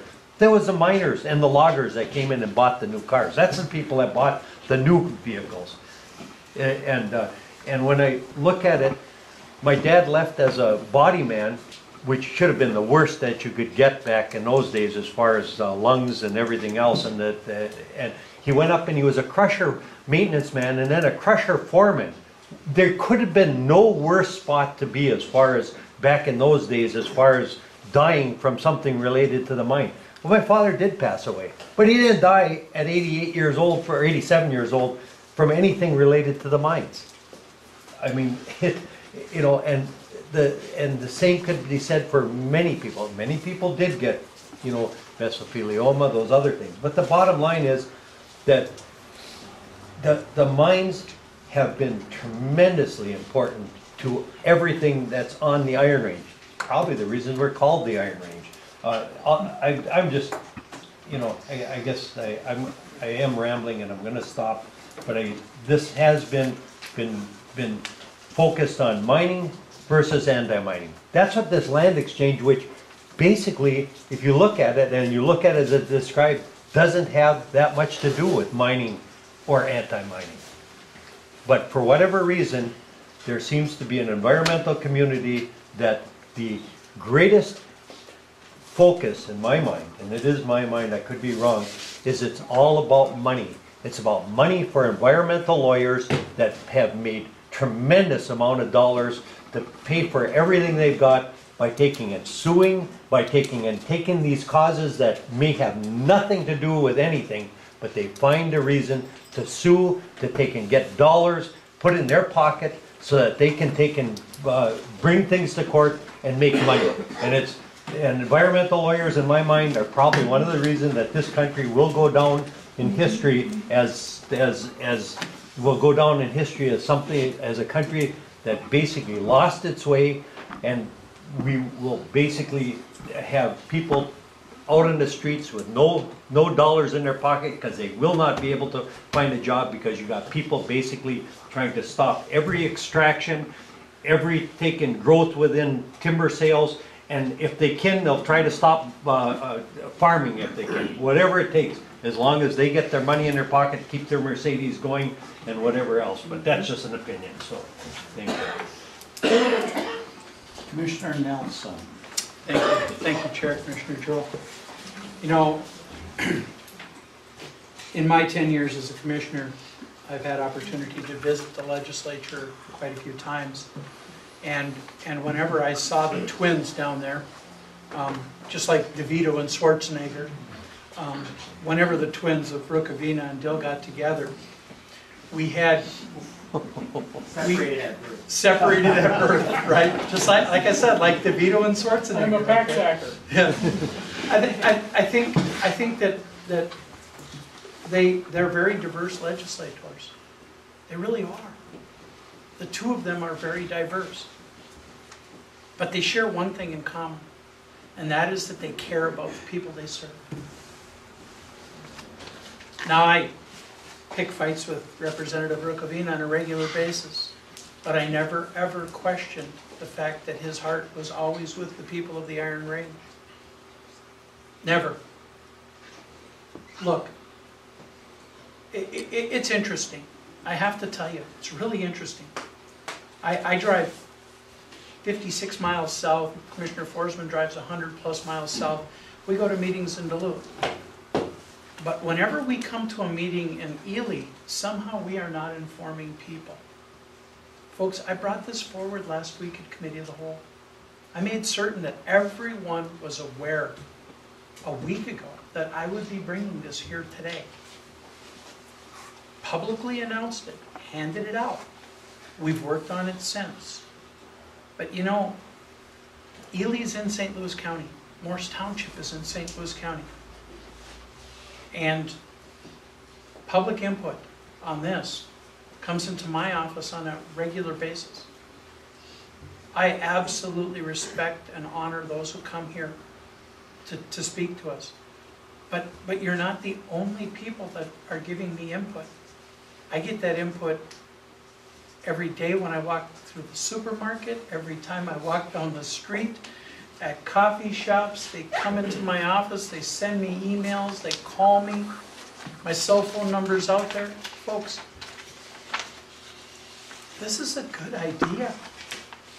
And you know, the same group was here a year ago when this board voted in favor of moving the process forward on all of the mining issues that we have out there and making certain that all environmental standards were met.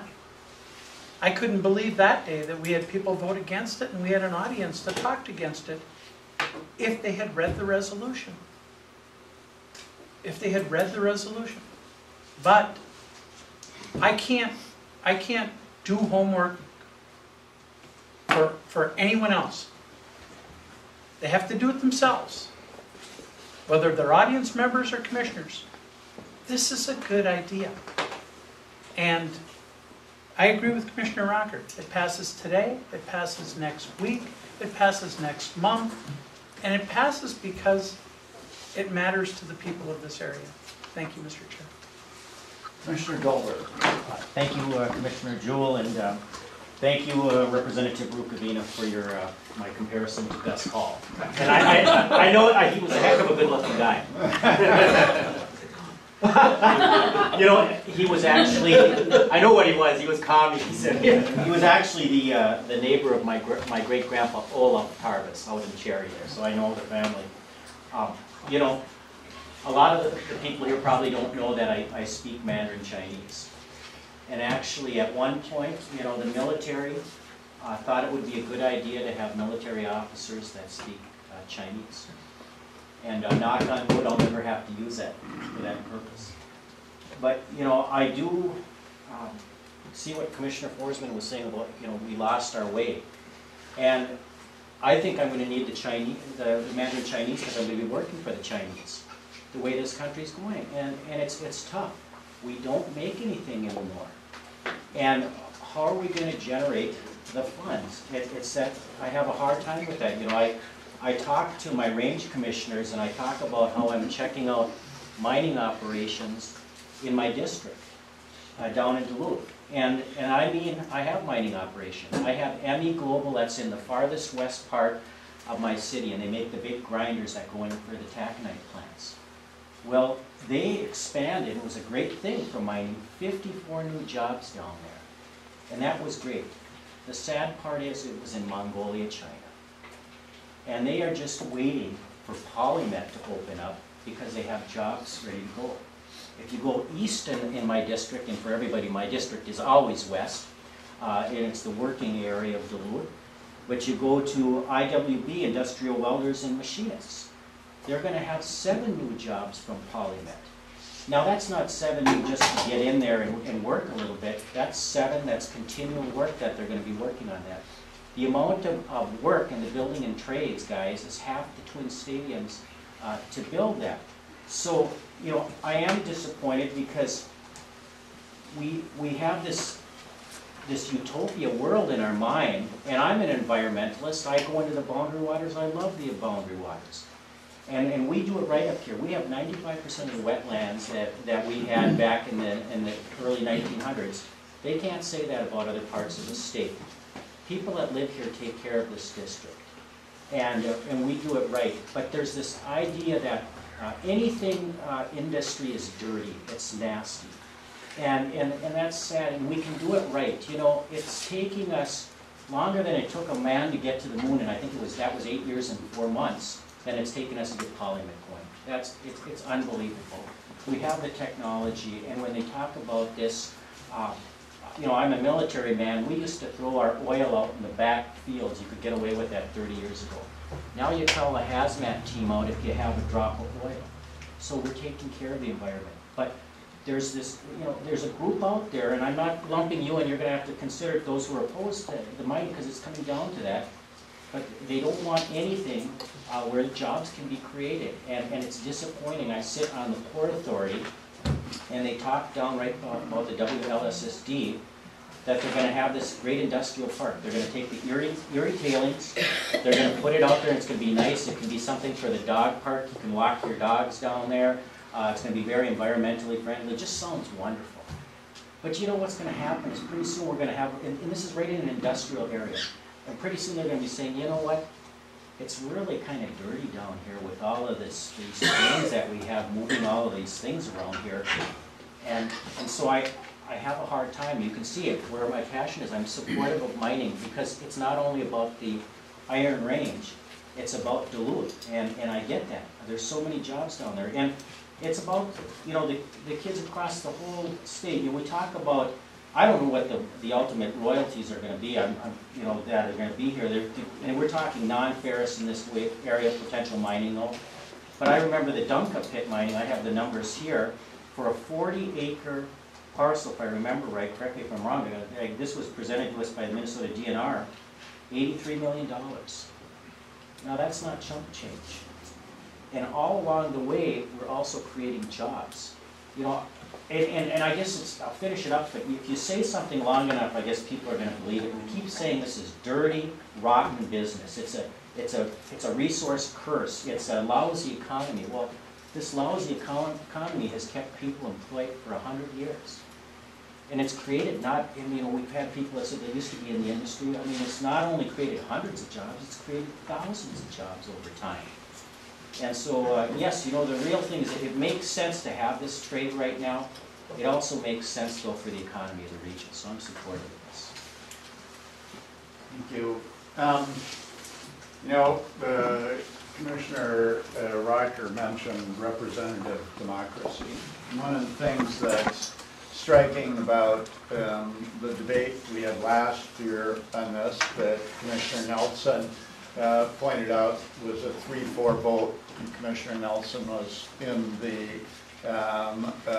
majority in favor of supporting copper nickel mining. And he's pleased with that, and he used it as to support people he believed would vote his way in the election.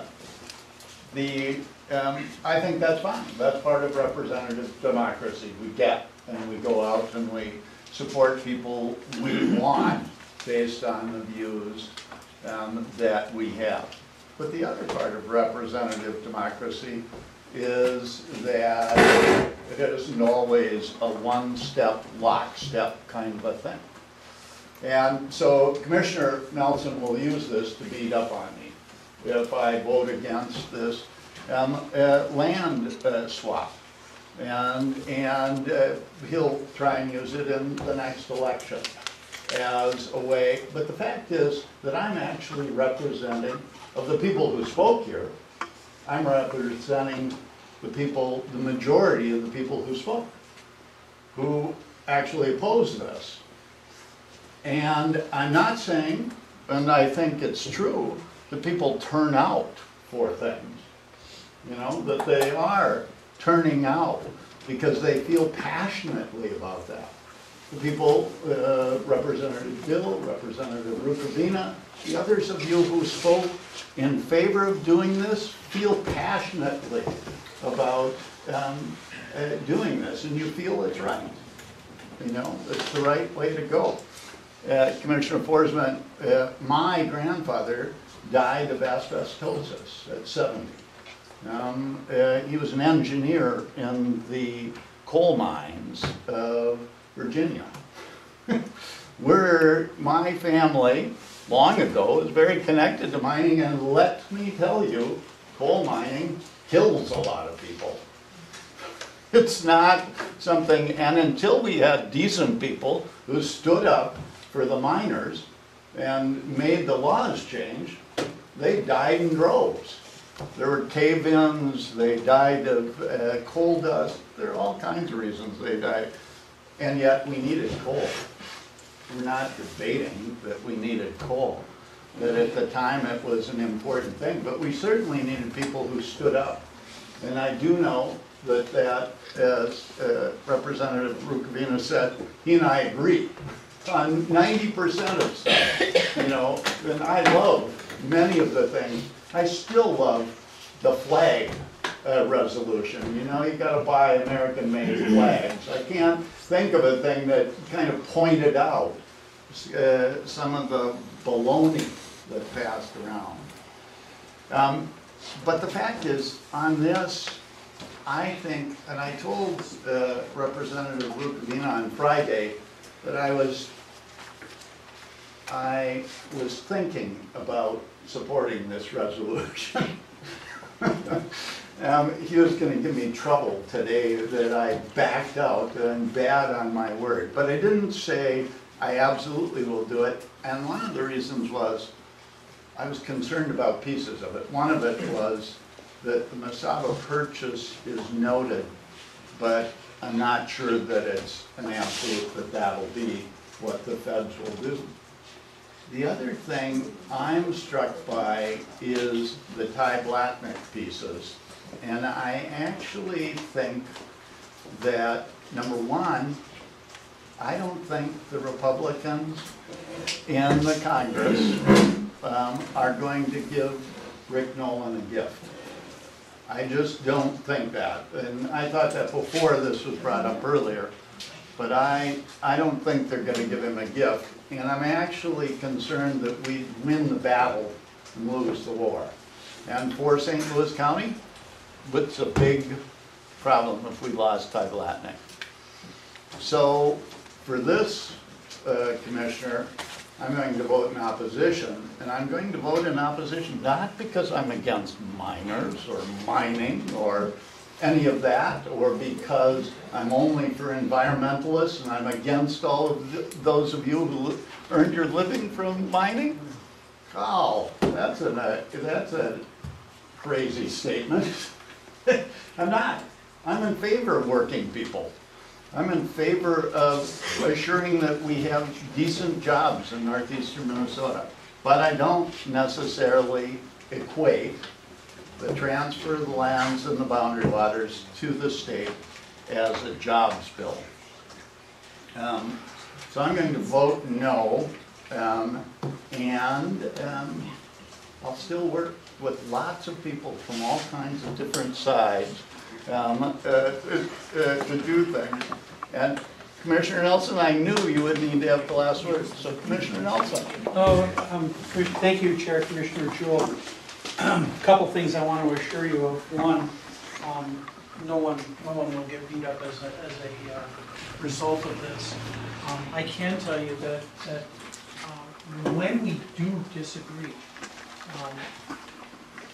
I will always respect the parliamentary procedure in which we disagree. I do not, no one on this board has the right to speak over another commissioner's opinion. No one on this board has the right to not hear the other person. That is a fundamental right that we have within Robert's rules. But one of the things that I have been blessed with and cursed with, Commissioner Jewell, is this memory of mine, okay? And it was just roughly a year ago that you stated at this meeting, and I would challenge you to go back and hear the tape because it was in the notes that I wrote specifically. Commissioner Jewell said, I am fundamentally opposed to mining. So please take the time to go back and review that tape because your statement here today is absolutely in opposition to what you stated here just 1 year ago. I am pleased, Commissioner Jewell, that you have changed your mind on mining. I am especially pleased with that because I hope that over the course of this year that you've seen the value to the people who you serve. So thank you for that. Commissioner Nelson, you will always have a way of having the last word. With that, all those in favor signify by saying aye. Aye. Those opposed, nay. Commissioner Jewell, you have one other item in your committee. Last item, a deputy sheriff current bargaining agreement. And I would move this. Support. The County Administrator Gray, would you like to speak to this? Yes, thank you, Mr. Chair. Commissioners, the action before the board today is to ratify the arbitration award and authorize the execution of the 2012 and 13 collective bargaining agreement with with ELS. ELS is the Law Enforcement Labor Services representing the deputy sheriffs for this for our county. In brief, I would highlight that this is an arbitration award. The current Deputy Sheriff's Unit labor agreement expired on December 31st of 2011, so we're almost a year into not having a contract. St. Louis County and the bargaining unit were unable to agree on terms for a 2012-13 agreement. During negotiations, the parties did submit their disputes to the Bureau of Mediation Services for an interest arbitration, and that is what is before the board today. The brief summary is that it reflects a wage increase of 1% for calendar 2012 and additional 1.5% for 2013, along with some other issues related to uniform or footwear allowances and shift differential discussions. So consistent with the award, we recommend the board approve the Deputy Sheriff's unit bargaining agreement and the ability to execute that contract. Is there any discussion? Hearing none, all those in favor? Aye. Aye. Opposed? Motion carries. Thank you, Commissioner Jewell, Chair of the Central Management and Intergovernmental. We do have one other issue in front of us today, and Administrator Gray brought it to me, one other issue that needs to be on Committee of the Whole, and I assume, Administrator Gray, we've got copies of that resolution, and this is this resolution that has been worked out affords us the opportunity and time. This is very time sensitive because this affords us the opportunity to implement the assessor's move in the city of Duluth. And so as he's passing it out, and in the interest of full disclosure, you know, this is absolutely solely for the purpose of authorizing the joint powers agreement and getting the Duluth assessor employees will be merged into the county assessor's office. And it simply directs appropriate county officials to enter into effects bargaining being requested on behalf of the Duluth assessor's employees to assure a smooth and equitable transition to county employee status. And I'm going to move this. Is there support? Moved, supported by Commissioner Jewell. Administrator Gray, I know I covered part of the resolution. Yes, you did. Thank you, Mr. Chair. I'll give some background, and I'm going to label this as 12-523 for reference purposes. And I apologize to the board for bringing this at the last minute, quite frankly. We met with, for the first time with representatives from ASME who have entered effects bargaining yesterday afternoon. We were able to reach some agreement on this transition of the city Duluth assessor employees into the county assessor's office effective January 1st. The broad background of the discussion was around reflecting seniority and status for those employees. It has not been ratified by the bargaining unit, so I'm not going to get into details here, but I did want to have the board approval, and so this morning, literally as I was driving to today's meeting, did dictate a resolution for board awareness, and this will serve as direction and approval for me to enter and conclude that discussion with the bargaining unit to recognize the approximately 5 City of Duluth assessor employees who will be merged into the county assessor's office. So as Chair Commissioner Nelson pointed out, first we want to ensure a smooth and equitable transition of these employees that will become county employees, and to direct county officials, myself and Human Resources, along with the Attorney's Office, to execute that agreement with an effective date of January 1st, 2013 for those current City of Duluth assessor employees who will be part of the county assessor's office effective January 1st. Thank you, Administrator Gray. Questions regarding this? Seeing none, all those in favor signify by saying aye. Aye. Opposed, same sign. The motion is carried.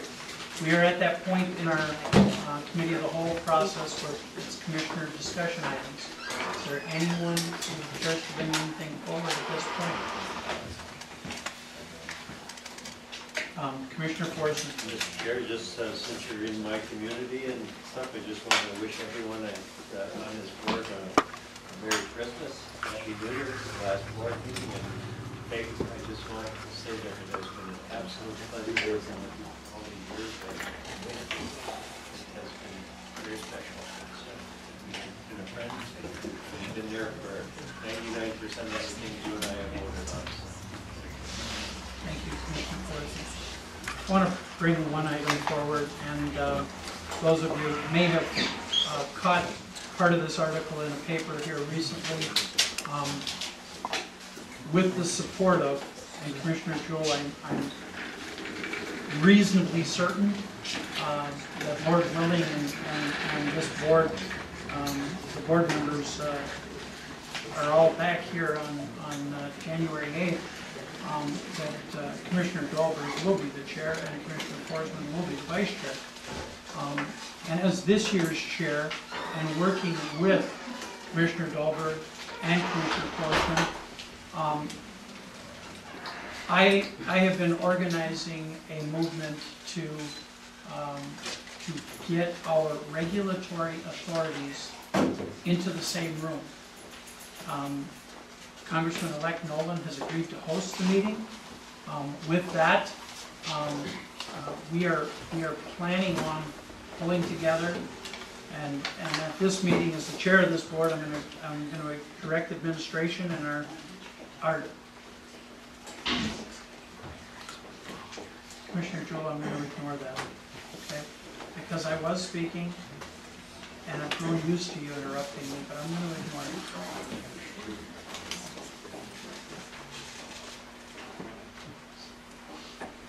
I'm not going to take the bait. If you want to continue to violate the rules of this board, Commissioner Jewell, I will leave that to next year's chair. With that, folks, we have some tremendous issues with regulatory agencies. Commissioner Forsman made the statement earlier that our regulatory agencies and the people that work on permitting are getting rich off of permitting. They are. But it's not just affecting our mining community, it's affecting our road building. It affects, folks, if we want to build a library, there's a $50,000 bill attached to environmental permits. I'm not saying that we don't need them, and I'm not looking to see rules relaxed in any way. What I am looking to see happen is that our federal regulatory authorities and our state regulatory authorities actually work on the same worksheet. That they actually have a concurrent process. And that if you're going to define a permitting process as a process, that in and of itself would mean that it had a finite, it has an ending. We have to actually have an ending. I can point out instances just right down the road on a bike trail where we had an Army Corps permit, but by the time we get through everything else on the state and federal level to have the funding in place, the Army Corps permit runs out. So we go back to them and we say, we need this renewed. And the answer is no. You have to start again. Now that 2-year process, by the time we're done with it, the funding may not be there. Because in legislation, funding has a finite date. Ladies and gentlemen, it has implications whether it is in a lineal project, road building. It has implications on site-specific projects, whether that's, again, building a library or permitting a mine. But at some point, we have got to figure out so that our government serves the people of this nation. And again, if the answer is no, that's okay. If the answer is no, that's okay. But there has to be an answer. So with that, and with the support of our federal elected officials, and many of our state officials, I'm trying to organize this with the support of next year's chair, because I have to look ahead. It takes time to put these things together. We're hoping to be out in Washington in January at a roundtable discussion that will include the EPA, the MPCA, the federal forestry, the wildlife and, oh gosh, I'm drawing a blank. Fish and wildlife. It will also include the Minnesota DNR. It will include representatives of St. Louis County, Lake County. It will also include Itasca County members, and I have reached out also to Aiken County, amongst others, to try and pull together this coalition to sit down and try and make some sense out of permitting that's costing us based on our road budget for last year and the year before, it's costing you as taxpayers $3 million a year just to accomplish that. $3 million. For that same amount of money, we can do 20 miles of reclaim and overlay. Now, what would you rather have? $3 million paid out to attorneys or lobbyists that are working on making sure that nothing happens? Or would you like to have roads fixed and finished? Tax dollars are tight right now. They're tough to come by. I'm committed. I've asked our chair for next year to appoint me to our environmental services, land and minerals, where it is my hope to stay for a couple of years and bring some of these things to the forefront, hopefully addressing the needs of all of the constituents. With that, I'll conclude that part. Anyone have anything else? Commissioner Delbert? I know we're all getting antsy to leave, but I guess I have a report. Commissioner Forsman's behind me cleaning up, but we just were at the Community Health Board meeting yesterday. And it's just always good to bring some good news. One of the things that we do in St. Louis County is what's called Superior Babies. And that has to do with, it's done on the northern part here, but that's intervention for high risk, those women that are having drug issues and being able to have deliveries that are drug free. And they put in, the staff on their own put together a kind of a recognition thing, and they got some honor for the work they're doing. The second thing I wanted to raise was that we do nurse home visits for those women that are pregnant, that are high risk again. And we go in and they work. It's a real intensive base, but we know that there's cost benefit that comes down the road. We got some additional funding for 33 additional families, so that's a big one. And the other thing, just to let the public know, is that we continue to work on the methadone issue. I think there's been a lot of coverage on the recent opiate addiction. It's gone out of control. And this is something where there was a new wave where patients were to be pain-free, and it just went overboard. And I'll say, be ready, and the legislature's going to be battling this, but I call it the battle of the experts, because there's some professionals that are of the opinion that methadone is nothing different than blood pressure, and it should be a lifetime regimen, because once you're addicted to opiates, there's no hope. And other people that are in the treatment programs that are working on that say that's kind of bunk, and so stay tuned for that debate. Thank you. Thank you, Commissioner Dahlberg, for that update, and thank you all of the Lake Area Commissioners. I know have been working on that because the clinics sit down there that serve really the entire region. And there's a lot of work to be done there, so thank everyone for that. With that, any further comments in the Committee of the Whole? We will go back to our board meeting. All of the items except with the, pardon? We need to adjourn the committee of the whole. I'm sorry. Point of order, Commissioner Sweeney moves to adjourn. Supported by Commissioner Dahlberg. It's been a long day, Commissioner Sweeney, thank you for that. And all in favor of adjourning Committee of the Whole before we go back to board here? We're going back to board immediately, folks. Everyone, we're adjourned at the board. Immediately.